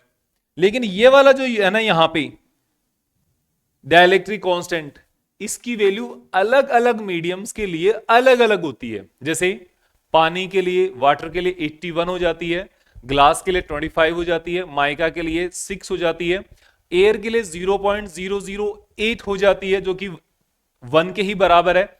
अगर हम मेटल्स की बात करें, आयरन हो गया, कॉपर हो गया, अदर कोई मेटल हो गया, तो वहां पर के की वैल्यू होती है इनफाइनाइट। इस बात को याद रखना, के की वैल्यू कितना, इनफाइनाइट होता है, इस बात को ध्यान में रखना है। तो ये एक आपको समझ के चलना है, इस बात को याद रखना है बार बार। ओके, अभी हम फिर से यहां पर देख लेते हैं, charges are immersed in water, पानी के अंदर अगर डूबा हुआ है, पानी के अंदर अगर इमर्ज किए हुए पूरे चार्जेस, तो यहां पे क्या इंपैक्ट आने वाला है, तो यहां पे सिंपल सा यही इंपैक्ट आएगा, F M is equals to F upon epsilon R, और इसको आप ऐसे भी लिख सकते हो F upon K for dielectric constant, epsilon R. दोनों एक ही चीज है, नाम अलग अलग है, हम बातें अलग अलग कर रहे हैं। तो ये वैल्यू क्या हो जाएगी, एफ अपॉन 81। मीडियम के कंपैरिजन में फोर्स की वैल्यू 1/81 टाइम्स हो जाएगी। ओके, बस इतना सा ध्यान रखना है, और कुछ भी नहीं है। और एक बात और बता देता हूं मैं, जब क्वेश्चन के अंदर आ ही गई है तो वो भी मैं यहां पर डिस्कस कर ही लेता हूं, क्या, unit and dimensions of relative permittivity R. क्या होती है आपने पहले ही पता है, इसका फॉर्मूला लिखो। तो एप्सिलॉन आर या के जो भी आप लिखते हो, इसका फॉर्मूला होता है एप्सिलॉन अपॉन एप्सिलॉन नॉट। अब ये जो क्वांटिटी है ना, ये परमिटिविटी ऑफ मीडियम है, ये परमिटिविटी ऑफ वैक्यूम है। दोनों सेम क्वांटिटीज का रेशियो है ना, रेशियो ऑफ सेम क्वांटिटीज।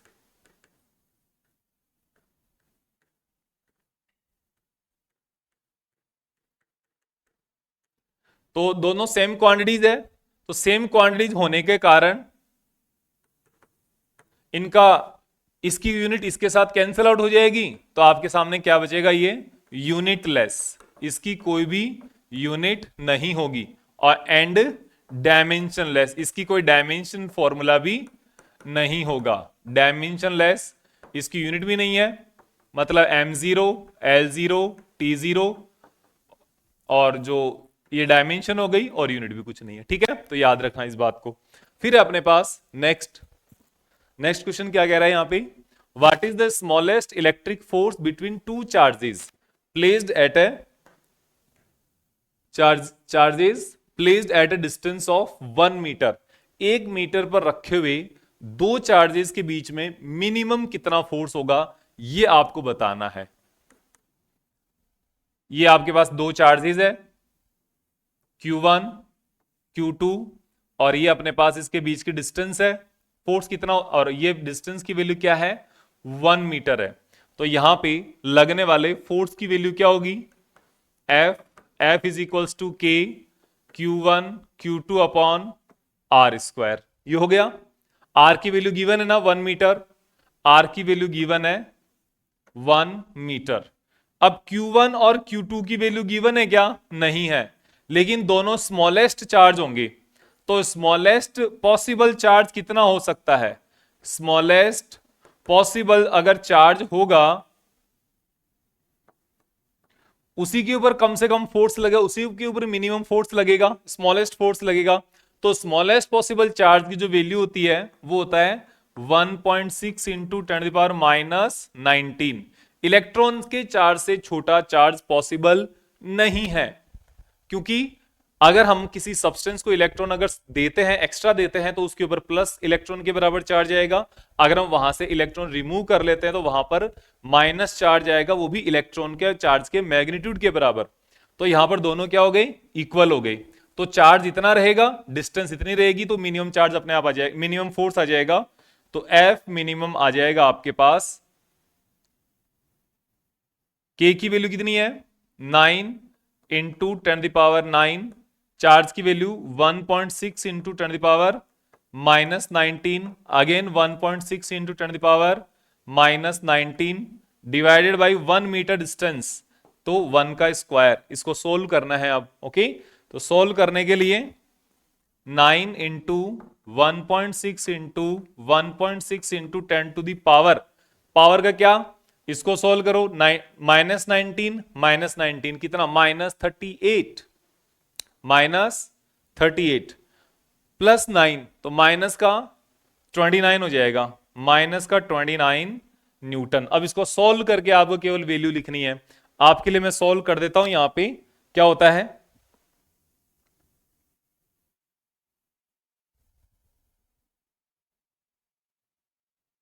ये देखो सॉल्यूशन इसका आएगा 9 इंटू 1.6 इंटू 1.6, तो ये आ जाएगा देखो 2.3 इंटू 10⁻⁻28 न्यूटन। इतना मिनिमम फोर्स होगा दो चार्जेस के बीच में, क्योंकि मिनिमम चार्ज इलेक्ट्रॉन के बराबर चार्ज होगा, उसके नीचे का, उसके कम चार्ज पॉसिबल नहीं है। फिर अपने पास ये है, एक आया हुआ क्वेश्चन है, ये 19 में आया हुआ क्वेश्चन है, इसको देखना है क्या कह रहा है। 2 point charges A and B having charges plus Q and minus Q, दो चार्जेस है, अब दोनों का चार्ज दिया हुआ plus Q and minus Q respectively, are placed at a certain distance apart and force acting between them is F. समझ में आ गया, आपके पास दो चार्जेस है, एक चार्ज की वैल्यू है प्लस क्यू, दूसरे वाले चार्ज की वैल्यू है माइनस क्यू। दोनों में कोई डिस्टेंस होगी, जहां पे लगने वाले जो फोर्स की वैल्यू वो क्या है, एफ है। ओके, ठीक है। If 25% of A is transferred to B, A जो चार्ज है इसका 25% चार्ज हमने यहां से रिमूव करके बी को और दे दिया, ए से हटा लिया और हमने बी को ट्रांसफर कर दिया to B, then force between charges become, अब दोनों के बीच में फोर्स कितना रहेगा आपको यह बताना है। तो यहां पर अब जो चार्जेस होंगे, पहले क्यू एंड माइनस क्यू है, अब क्या होगा, अब आपने क्या किया, जो पहले वाला जो चार्ज है Q, इसमें से 25% माइनस कर दिया, तो इसमें से अब पहले तो ये देखो दोनों का मैग्नीट्यूड सेम है, तो इसमें से 25% माइनस कर दिया तो ये कितना हो जाएगा, ये हो जाएगा Q A डैश, तो ये हो जाएगा Q जो ये है ऑलरेडी माइनस 25% ऑफ Q, इसका 25% लेस किया आपने, डिक्रीज किया है, तो ये कितना हो जाएगा Q माइनस 25/100 इंटू Q, और इसको आप Q और ये देखो आपके पास 1/, तो Q यहां पे 1 माइनस 1/4 सोल्व करोगे 3/4 इंटू Q हो जाएगा, ये आपके पास 3/4 और प्लस का है। ओके, अब ये जो प्लस वाला चार्ज है इसमें से इसका 25% नेगेटिव वाले को दे दिया, तो यहां पर आपके पास जो क्यू बी डैश बचेगा ये आएगा माइनस क्यू, जो कि इसका इनिशियल चार्ज है, इसका आपने इसको ट्रांसफर किया तो ये प्लस का चार्ज ऐड होगा इसमें, तो ये बनेगा कितना 25% ऑफ क्यू, मैग्नीट्यूड तो सेम है दोनों का, तो ये दोनों आ जाएगा minus Q plus 25/100 into Q, और ये बनेगा क्यू तो कॉमन आ जाएगा -1 प्लस ये अगर 1/4 काटोगे तो 1/4 बनेगा, तो यहां पर ये -3/4 इंटू क्यू, एलसीएम 4 आ गया, ये माइनस का 4 होगा, ये प्लस का 1 होगा, तो -3/4, तो ये आ गया -3/4 इंटू क्यू। ये आपके पास यहां पर चार्ज हो गए दो।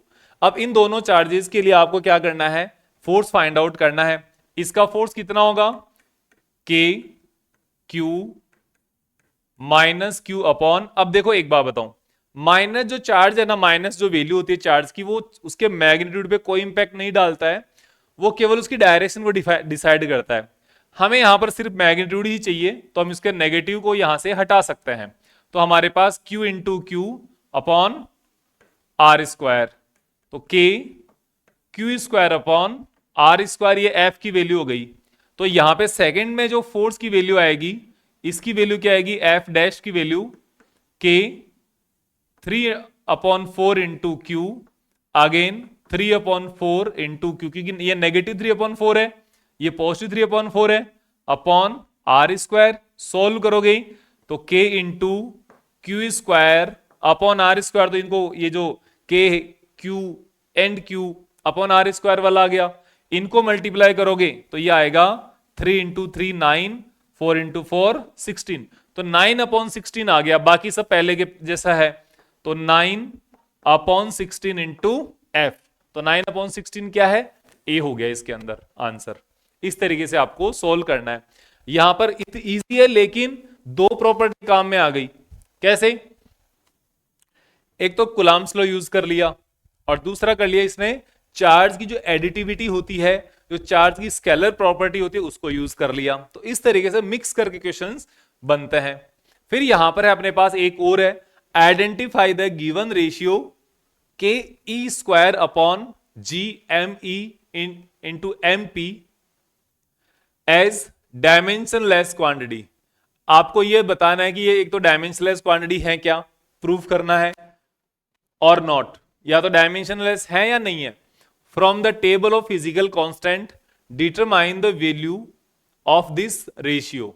इस रेशियो की वैल्यू आपको डिटरमाइन करनी है फिजिकल कांस्टेंट, यानी कि यहां पे जो कांस्टेंट दिख रहे हैं आपको इनकी वैल्यूज रख कर। ओके, पहली बात mention the significance of the ratio. इस रेशियो का सिग्निफिकेंस भी बताइए आप कि सिग्निफिकेंस क्या है। एक तो ये तरीका हो गया इसका क्वेश्चन का, और इसको पूछा जाने का दूसरा तरीका भी है, वो क्या है, इसीलिए मैंने इसको यहां पे और में डाला हुआ है। और the mass of an electron is this one, that of A proton is this one, find the ratio F E upon F G of the electric force and gravitational force exerted by proton on electron, कि proton के कारण electron के ऊपर कितना gravitation force लगेगा या उसके ऊपर लगने वाला जो इलेक्ट्रिक फोर्स है, दोनों का रेशियो फाइंड आउट करो F E upon F G. ये दोनों क्वेश्चन इसके अंदर अपने हो जाएंगे। सबसे पहले अपन इसकी डायमेंशन लेस है क्या, इसको चेक कर लेते हैं। दूसरा क्वेश्चन देखकर अपने आप ही पता चल गया कि डायमेंशन लेस है। कैसे, देखो तो हमारे पास क्या है, रेशियो क्या है, इसको देख लेते हैं हम। हमने इसको रेशियो को आर से रिप्रेजेंट कर लिया ऐसे ही, और ये वैल्यू है K E square upon G M E M P. ये आप इस तरीके से समझो कि यहां पर हमारे पास एक प्रोटॉन है जिसका चार्ज है किसके बराबर, प्लस ई के बराबर। दूसरा एक इलेक्ट्रॉन है जिसका चार्ज किसके बराबर, माइनस ई के बराबर। दोनों के बीच की डिस्टेंस कितनी, आर है। तो इनके बीच में लगने वाला इलेक्ट्रिक फोर्स की वैल्यू कितनी होती है, वो होती है एफ ई के बराबर। एफ ई का मतलब एफ ई होता है यहां पे के Q1 Q2 upon R square. के Q1 की वैल्यू क्या है, ई, Q2 की वैल्यू क्या है, माइनस ई, लेकिन हमें तो मैग्नीट्यूड चाहिए तो ई स्क्वायर हो गया अपॉन आर। ये इसका इलेक्ट्रिक फोर्स हुआ कि नहीं हुआ, बिल्कुल हुआ। अगर ये इलेक्ट्रॉन एंड प्रोटॉन है तो क्या इनका मास भी होगा, बिल्कुल होगा। इसका मास है mp के बराबर, इसका मास है me के बराबर। तो अब ये इस कंडीशन में जब आ चुके हैं तो क्या इनके ऊपर लगने वाला ग्रेविटेशन फोर्स भी होगा, हाँ बिल्कुल होगा। तो ग्रेविटेशन फोर्स की वैल्यू लिख देते हैं एफ एम, क्या आएगा value, G m1 m2 upon R square. G m1 की वैल्यू क्या है, mp, जो कि प्रोटॉन का मास है। इलेक्ट्रॉन की वैल्यू मास me, जो इलेक्ट्रॉन का मास है, अपॉन आर स्क्वायर। ये इसका ग्रेविटेशन फोर्स हुआ कि नहीं हुआ, बिल्कुल हुआ। अब आपने क्या किया, इस रेशियो को हम जानते ही नहीं अभी तक, लेकिन मैं क्या कर रहा हूं, मैं यहां पर एक आर स्क्वायर से मल्टीप्लाई कर दिया, एक आर स्क्वायर से मैंने इसको डिवाइड कर दिया। फिर से लिखता हूं इसको लिखने पर मेरे पास आए ये वाला K E square upon R into G M E M P upon R square. ये आर स्क्वायर है ना, ये यहां पर भी लिखा जा सकता है, यहां ये वाला यहां पर भी लिखा जा सकता है, और अगर आप चाहो तो इसको आप यहां पर भी लिख सकते हो कि यहां पर अगर होगा वो भी तो पलट के ऊपर चला जाएगा। यस और नो, बिल्कुल ठीक बात है। तो आपके पास क्या हो गया, ये हो गया इलेक्ट्रिक फोर्स की वैल्यू क्या, एफ ई। ये हो गया ग्रेविटेशन फोर्स की वैल्यू क्या, एफ एम। तो एक बात बताओ, दोनों ये भी फोर्स है और नीचे वाला भी क्या है, फोर्स है। चाहे इलेक्ट्रिक हो चाहे ग्रेविटेशन हो, फोर्स की यूनिट हमेशा दोनों की सेम होती है। दोनों फोर्सेस का डायमेंशन, चाहे कोई भी फोर्स हो, उनकी डायमेंशन हमेशा सेम होती है। तो आप क्या लिख सकते हो, ये इससे यहां से इसकी यूनिट होगी न्यूटन, इसकी यूनिट न्यूटन होगी, न्यूटन से न्यूटन कैंसिल आउट। तो आप ये लिख सकते हो यहां पर ये क्या है, यूनिट लेस भी है, और ये क्या है अब डायमेंशन लेस भी है। प्रूफ कर दिया, हो गया काम, एक काम हो गया। दूसरा क्या है, फाइंड द रेशियो। ये जो आपकी ये जो है इस फॉर्म में तो ये आपकी एनसीईआरटी में दिया हुआ है, अलग अलग बुक्स में ये ऐसे दूसरे वाले फॉर्म में भी दिया हुआ है। आपको दोनों आने चाहिए। दिखाई दे रहा है कि आपको, देख लेता हूं, यस दे रहा है दिखाई, ठीक है कोई दिक्कत नहीं है।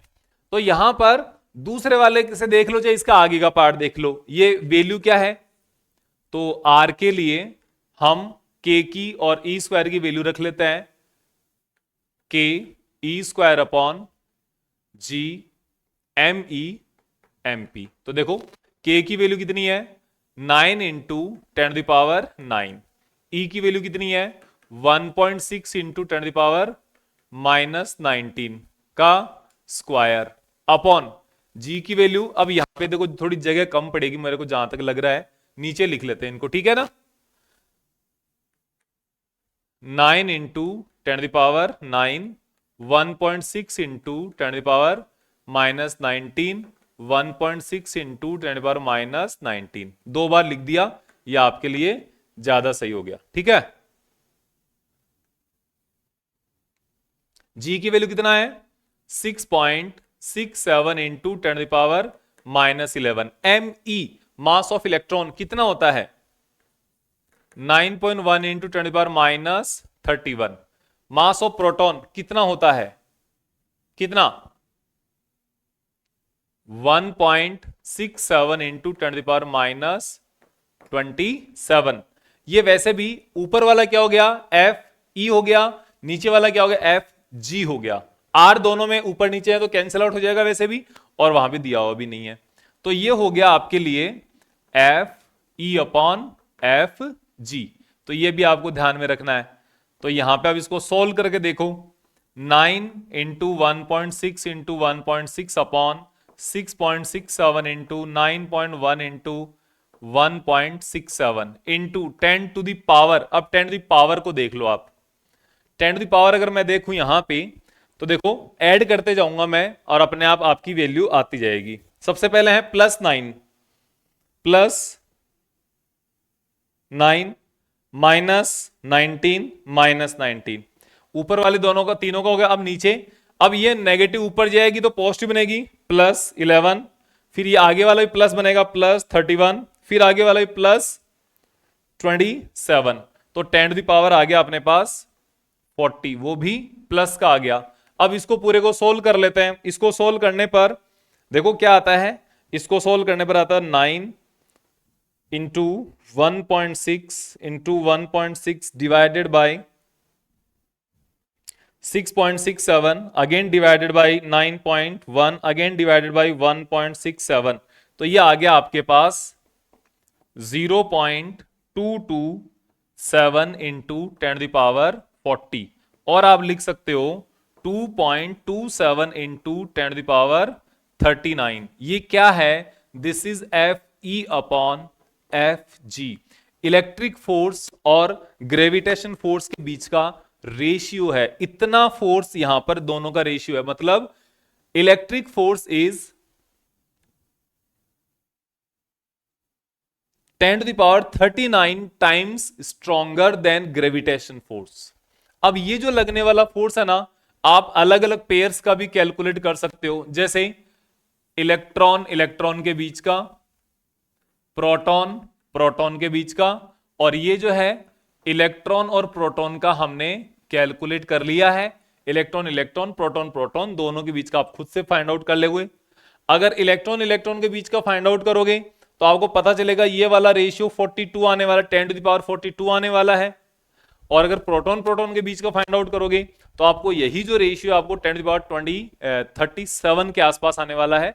तो ये दोनों के बीच का लगने वाला फोर्स की वैल्यू है, फोर्स की रेशियो है ये, ओके, कि electric force is much more stronger than gravitation force. इसीलिए जो इलेक्ट्रिक फोर्स का जब हम स्टडी करते हैं किसी भी चार्ज पार्टिकल पे, किसी ऑब्जेक्ट पर, तो फिर हम ग्रेविटेशन फोर्स को वहां से रिमूव कर देते हैं, इफेक्ट ऑफ ग्रेविटेशन फोर्स को, क्योंकि वो बहुत ही वीक होता है, बहुत कम होता है, इसलिए। ओके, आगे देखते हैं।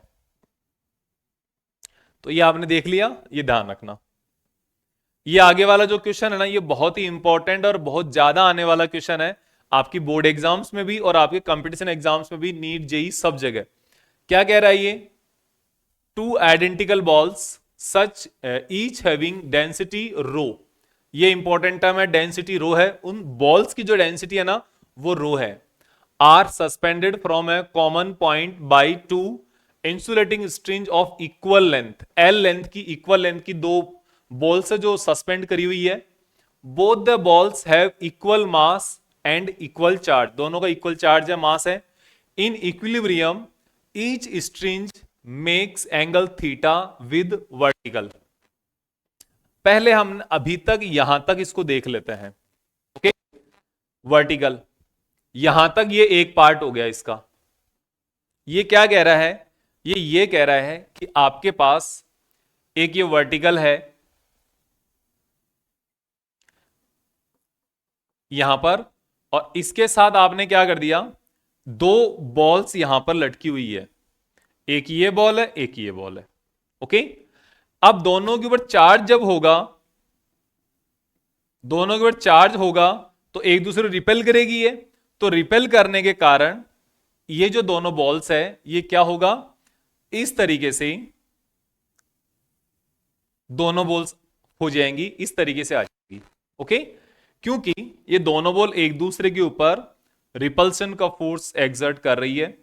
अब यहां पर लगने वाले फोर्स कौन कौन से हैं, ये स्ट्रिंज है, इसका मास m है, इसका जो मास m है ना, इसके कारण, मास के कारण एक ग्रेविटेशन फोर्स लगेगा जिसको आप बोलोगे mg, जो हमेशा नीचे की तरफ लगता है। ओके, इसके ऊपर भी ठीक यही फोर्स लगेगा। फिर इन दोनों में सेम चार्ज है, इक्वल चार्ज है और सेम है, तो ये इसको रिपेल करेगा, तो रिपेल करने के कारण यहां पर एक फोर्स इधर लगेगा जिसको आप Fe, जो कि इलेक्ट्रिक फोर्स आप मान सकते हो, वो लगेगा यहां पे। तो आप इसको केवल F मान लो, Fe की बजाय। ओके, और एक इसके जो टेंशन लगेगा, जो अलोंग द स्ट्रिंज होगा, ये आपके पास यहां पर टेंशन हो गया। सेम फोर्स यहां पर mg लगेगा नीचे की तरफ, फोर्स F इधर लगेगा और टेंशन इधर लगेगा, इक्विलिब्रियम सेम रहेगा इसका। अब ये कह रहा है कि इस कंडीशन में आपके पास ये जो स्ट्रिंज है ना, ये स्ट्रिंज, एक स्ट्रिंज वर्टिकल के साथ थीटा एंगल बना रही है, तो दूसरी स्ट्रिंज भी क्या बनाएगी, थीटा एंगल बनाएगी, क्योंकि मास सेम है, इनर्शिया सेम रहेगा, सेम अमाउंट में डिस्प्लेस होगा ये, तो ये आपके पास थीटा एंगल बनेगा। ओके, अब ये अगर थीटा बन गया, तो अगर ये थीटा है, अब सॉल्यूशन पे आ गया, आधा सॉल्यूशन कर देंगे पहले। अगर ये थीटा है तो यहां पर ये वाला एंगल भी कितना बनेगा, ये वाला भी, ये अगर थीटा है तो ये भी थीटा बनेगा। ओके, और फिर आगे जो भी कुछ कैलकुलेशन आएगी वो हम कर लेंगे, कोई दिक्कत नहीं, यहां पर इसको छोड़ देते हैं एक बार। अब आते हैं हम केस 2 पर। सेकेंड केस क्या है, now both the balls are immerse in a liquid, कोई लिक्विड है जिसके अंदर हमने इसको डुबो दिया है, अब इमर्ज कर दिया है। As a result angle theta does not change, theta change नहीं हो रहा है। The density of liquid is sigma, find the dielectric constant of the liquid, जो आपका डायलेक्ट्रिक कांस्टेंट है ना लिक्विड का, वो फाइंड आउट करना है। अब यहां पे होना क्या चाहिए था, देखो मैं आपको तरीके से बता रहा हूं। अगर मेरे पास ये जो बॉल्स है, अब देखो कई बार यहां पे पिथ बॉल लिखा हुआ हो सकता है, कई बार बॉल्स हो सकता है, कुछ भी लिखा हो सकता है, कोई इसके ऊपर फर्क नहीं पड़ता। दूसरा केस हमारे पास यहां पर यह है, इस जगह पे बना देता हूं कि आपने इसको सेम किया है, सेम है, और ये अभी भी यहां पर इसके साथ हैंग किया हुआ है।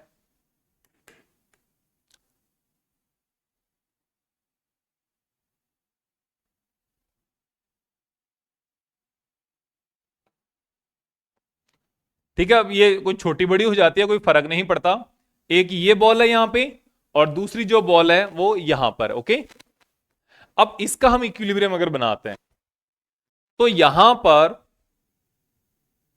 ये जो थीटा है ना, अब देखो तरीके से क्या होना चाहिए कि आपने इसको लिक्विड के अंदर इमर्ज किया है, इस लिक्विड के अंदर पूरे सेटअप को, इस पूरे सेटअप को आपने लिक्विड के अंदर छोड़ दिया है, तो लिक्विड के अंदर डालने से क्या इंपैक्ट आएगा, लिक्विड के अंदर डालने से इंपैक्ट यह आएगा कि यहां पर एक अपथ्रस्ट और लगेगा, अपथ्रस्ट और लगेगा, तो ये तरीके से क्या होना चाहिए कि अपथ्रस्ट और लगने से ये जो थीटा है ना ये इंक्रीज हो जाना चाहिए, लेकिन इंक्रीज नहीं हो रहा है, लेकिन इंक्रीज नहीं हो रहा है। क्यों नहीं हो रहा है? क्योंकि यहां पर इस लिक्विड का अपना कुछ एक डाइलेक्ट्रिक कांस्टेंट होगा, जिसके कारण ये लगने वाले इलेक्ट्रिक फोर्स जो होगा ना यहां पे, इस इलेक्ट्रिक फोर्स को वेरी कर देगा, और जो इलेक्ट्रिक फोर्स को वेरी करेगा उसके कारण यहां पर ये थीटा वो कांस्टेंट रह जा रहा है। अब इसका इक्विलिब्रियम हमें बनाना है, तो यहां पर लगने वाले फोर्सेस देख लो कौन कौन से हैं।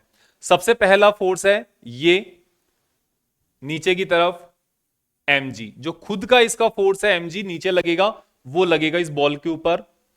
अब एक लगेगा इसका इलेक्ट्रिक फोर्स जो पहले भी लग रहा था लेकिन अब मीडियम के अंदर लग रहा है, तो यहां पे अब जो फोर्स लगेगा उसको हम रिप्रेजेंट करेंगे एफ एम से, ये एफ एम से रिप्रेजेंट होगा। ओके, और फिर एक लगेगा यहां पर इसके सामने अपथ्रस्ट, और अपथ्रस्ट इसका ऊपर की तरफ लगेगा, तो यहां पर अपथ्रस्ट जो ऊपर की तरफ लग रहा है ये होगा, ये आप थ्रस्ट मान लो, सॉरी ये टेंशन इस रस्सी के अंदर अंदर की तरफ लगेगा, और इसको आप यूटी मान लो अपथ्रस्ट। अब एक बात बताओ, इस अपथ्रस्ट के कारण कौन सा वाला फोर्स है जहां पर वेरिएशन होगा? ये वेरिएशन होगा इस mg के कारण। यस, mg के कारण वेरिएशन होगा, क्योंकि अपथ्रस्ट लगने के कारण यहां पर आप ये देखोगे, अरे इस अपथ्रस्ट के कारण ये जो नीचे लगने वाला mg है ये तो mg रहेगा, माइनस जितना लिक्विड इसने बॉल ने डिस्प्लेस किया है उतना इसके अपथ्रस्ट की तरफ फोर्स लगेगा, तो ये आ जाएगा m डैश इंटू जी, m डैश इंटू जी। ये जो m डैश इंटू जी है ना, ये इसका अपथ्रस्ट के कारण जितना लिक्विड, जितने वेट का लिक्विड इसने बॉल ने डिस्प्लेस किया है उतना फोर्स अपथ्रस्ट लगेगा, तो ग्रेविटेशन उतना कम हो जाएगा। तो हम यहां पर इसको हटा देते हैं, अब ये वाली जो है इसको हटा दें, इसको यहां से हटा दें, ये अपथ्रस्ट हो गया। तो यहां पे ही आप लिख लो W माइनस यू अपथ्रस्ट। अब ठीक है, अब हमारे पास ये वैल्यू आ गई। थीटा यहां पर भी सेम है, तो इसके साथ इस वर्टिकल के साथ बनने वाला जो एंगल है ये भी कितना होगा, यहां पर थीटा होगा। सिंपल सी बात है। अब हम यहां पे क्या कर देंगे, जो इक्विलिब्रियम की जो थ्योरम है हम वो लगा देंगे। हमारे पास लगाने के दोनों कोई भी तरीका हम यूज कर सकते हैं। सबसे पहला और इजीएस्ट तरीका मैंने आपको वेक्टर्स के अंदर बताया। यहां पे एक आता है लामीज थ्योरम, जो आप वेक्टर्स के अंदर स्टडी करते हो 11th क्लास में। जो लामीज थ्योरम क्या कहती है,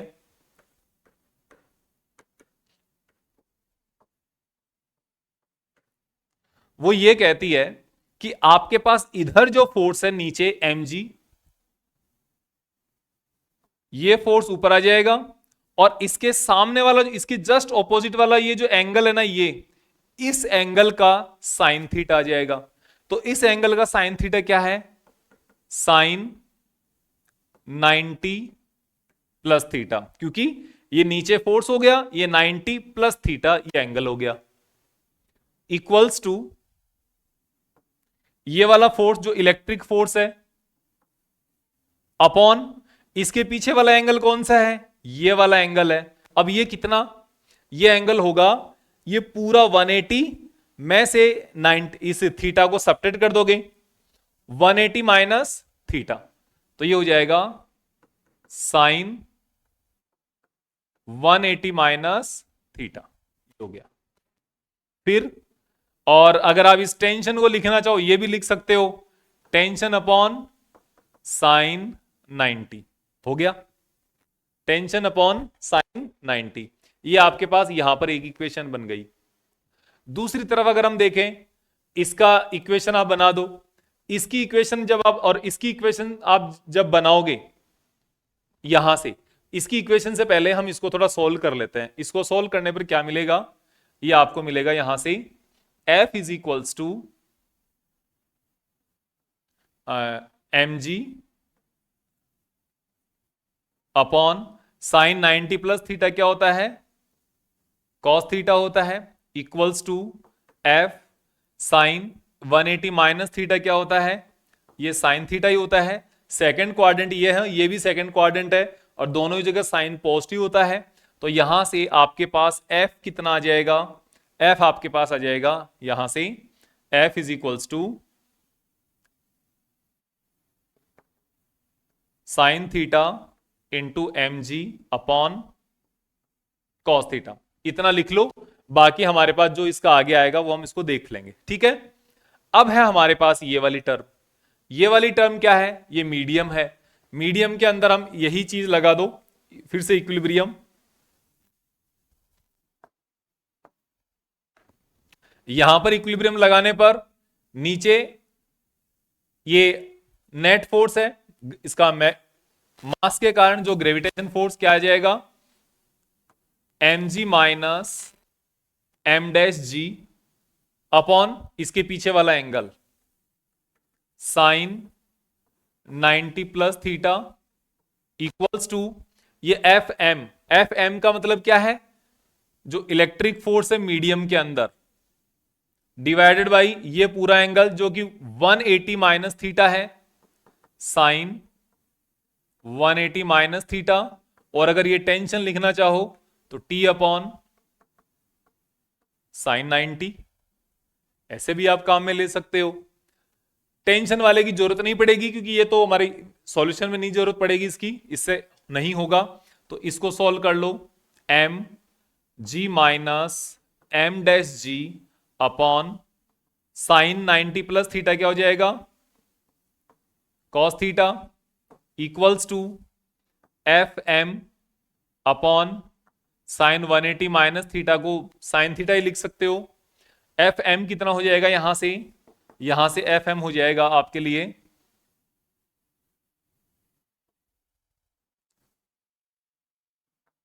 sign theta upon cos theta into M G minus M dash G, ये वाली वैल्यू आ गई। अब आप क्या करो, दोनों का रेशियो फाइंड आउट कर लो, इसका और इसका। तो ये आप इक्वेशन नंबर 1, ये इक्वेशन नंबर 2, तो फ्रॉम 1 डिवाइडेड बाई 2 तो क्या आ जाएगा, F upon F M, force in vacuum upon force in medium, electric force की बात हो रही है, इक्वल्स टू पहले ये लिखो sine theta into M G upon cos theta into, इनको लिख देते हैं नीचे डिवीजन में, तो ये आ जाएगा sine theta into M G minus M dash G into cos theta. तो देखो sine theta out, cos theta cancel out, बचेगा क्या, देखो सबसे पहले शांत अच्छे से, वैक्यूम के अंदर लगने वाला फोर्स और मीडियम के अंदर लगने वाले फोर्स का जो रेशियो होता है वो क्या होता है, डाइलेक्ट्रिक कांस्टेंट होता है।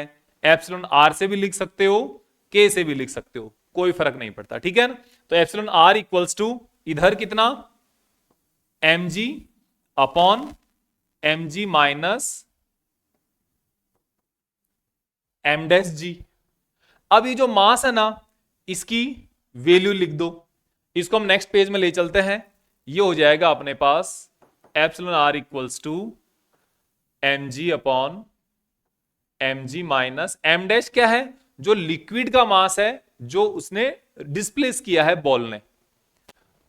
तो मास इज इक्वल्स टू क्या होता है, वॉल्यूम इंटू डेंसिटी। तो m की वैल्यू होगी रो इंटू v, रो इसकी डेंसिटी है, v इसका वॉल्यूम है और रो इसकी डेंसिटी है। जैसे सीक्वेंस में लिखा है ना फॉर्मूला, वैसे ही लिखने के लिए किया है मैंने। और अगर मैं m डैश लिखूंगा तो v वॉल्यूम तो सेम है जितना बॉल का है, और इसकी डेंसिटी सिग्मा है लिक्विड की। तो हमारे पास एप्सिलॉन आर की वैल्यू आ जाएगी v into rho into G upon v into rho into G minus v into sigma into G. तो ये rho v into G upon rho minus sigma, ये अंदर आ गए और v इंटू जी कॉमन आ गया, तो अपने पास आ गया rho upon rho minus sigma. ये अपने पास क्या, इसकी किसी भी सब्सटेंस की जो आपके पास डाइलेक्ट्रिक कांस्टेंट होता है, किसी भी सब्सटेंस की डाइलेक्ट्रिक कांस्टेंट फाइंड आउट करने का एक ये तरीका हो गया। इस तरीके से आप फाइंड आउट कर सकते हो। और हम अब अपने पास नेक्स्ट क्वेश्चन के बारे में चलते हैं। ये जो क्वेश्चन है ना, ये बहुत ही आसान क्वेश्चन है, लेकिन इसको थोड़ा करना जरूरी होता है, अच्छे से करना जरूरी होता है। ओके, तो इसका आप थोड़ा ध्यान रखेंगे। बाकी सब कुछ हमारे लिए पूरा जो लेक्चर है, पूरा जो क्वेश्चन है बिल्कुल सेम है, कोई इसमें दिक्कत नहीं है, आसान क्वेश्चन है। फिर हम बात करते हैं नेक्स्ट, आसान है ये भी, फिर से ये आया हुआ क्वेश्चन है जेई का। जब पहले AIEEE होती थी, पहले AIEEE नाम हुआ करता था 2010 में, ये वहां का क्वेश्चन है और अच्छा है। ये आया हुआ क्वेश्चन है जेई के अंदर। तो अब नीट, और अब इस बार का जो नीट का पेपर आया था उसको देखकर क्या लगता है कि कुछ आपको जेई एडवांस तक के जो क्वेश्चंस है ना, वो तक भी वहां पर अटके हुए थे, वो तक भी वहां पर आए हुए थे। तो आपको ये देख के लगता है कि अब आपको जेई तक का सोल्व करके जाना पड़ेगा। किसके लिए? नीट के लिए। अब आपके सारे क्वेश्चन थोड़ी आएंगे, नहीं, आपके 45 में से आने वाले जो 30 क्वेश्चंस है ना, वो ऐसे होंगे जो हर एक बच्चा सोल्व कर पाएगा, हर एक स्टूडेंट सोल्व कर पाएगा। वो तो करना ही करना है, वो होंगे इजी जो हम करते हैं। लेकिन जो ऊपर के 15 क्वेश्चन होंगे ना, वो इतने टफ होंगे कि आपको जेई लेवल तक का, नीट वालों को भी जेई लेवल तक का अच्छे से करना के जाना पड़ेगा, तभी आपका सिलेक्शन होगा। अदरवाइज ये 30 जिसके सही होंगे वो तो कंपटीशन में रहेगा, अगर 30 भी सही नहीं है वो तो कंपटीशन के ही बाहर है, वो 200 नंबर 300 नंबर वाले बच्चे रहेंगे। 540 शायद इस बार जो एग्जाम हुआ है वहां पर हुआ होगा, रहे होंगे। लेकिन अब आप देखो आगे क्या है। अब आगे जो भी है हम यहां पे बात करते हैं। Two identical charge part sphere are suspended by a string of equal length. String makes an angle of theta 30 degree with each other when suspended in a liquid of density 0.8 gram. The angle remain the same if density of the material of the sphere की density है 1.6 ग्राम पर metre cube पर centimetre cube है। The dielectric constant of liquid is, dielectric constant पूछा है। देखो एक बात यहां पर सबसे इंपॉर्टेंट जरूरी चीज बता देता हूं, रो की जो वैल्यू है, ये पिछला जो क्वेश्चन है ना, लास्ट वाला क्वेश्चन है, ये वाला जो क्वेश्चन है ठीक ऐसा का ऐसा क्वेश्चन है। ये आपको जनरलाइज्ड फॉर्म में दिया हुआ है जहां पे सिंबल्स दिए हुए हैं, और ये आपको स्पेसिफिक न्यूमेरिकल दिया हुआ है जो आपके पास यहां पर है। तो इसके साथ ये वाला फ्री में क्वेश्चन है, आपको करना होगा। रो की जो वैल्यू है वो है 1.6 ग्राम पर सेंटीमीटर क्यूब।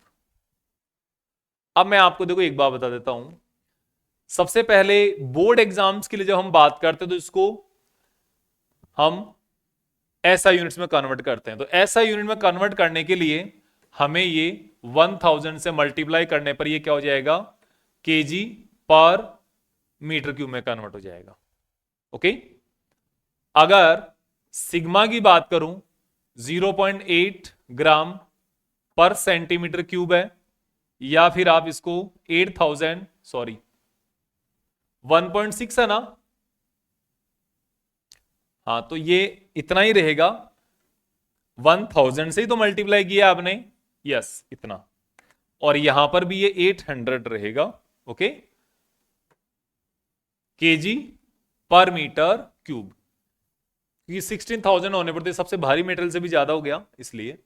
अब यहां पर देखो, सिंस ये एक रेशियो का मामला है, अगर मैं इसका फॉर्मूला लिखता हूं तो रो अपॉन रो माइनस सिग्मा, ऊपर वाली क्वांटिटी और नीचे वाली क्वांटिटी की डायमेंशन सेम है, तो हमारे पास अगर मैं इसको यूनिट्स को चेंज नहीं भी करता तो भी मेरा आंसर सेम आता।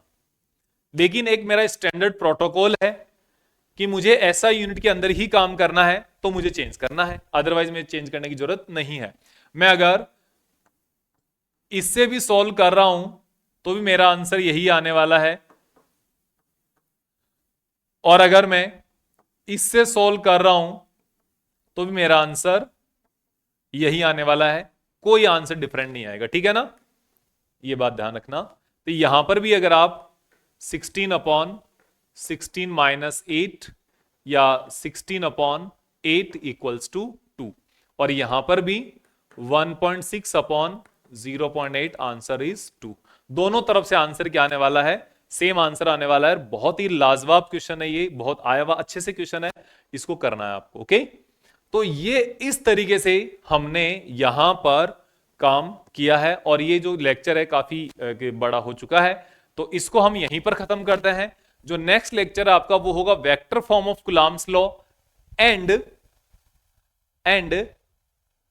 Superposition principle of electric force, या principle of superposition of electric force, हम नेक्स्ट लेक्चर में करेंगे।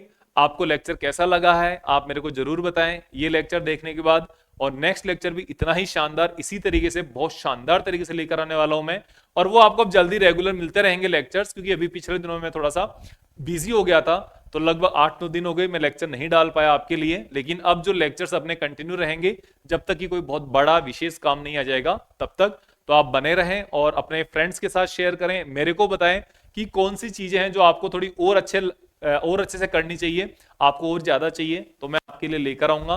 तब तक के लिए थैंक यू वेरी मच, मिलते रहिए और आप वीडियो को देखते रहिए, आपके लिए सारे जो टॉपिक्स है सारे आ जाएंगे, आप इस चीज की टेंशन ना लें। Thank you very much.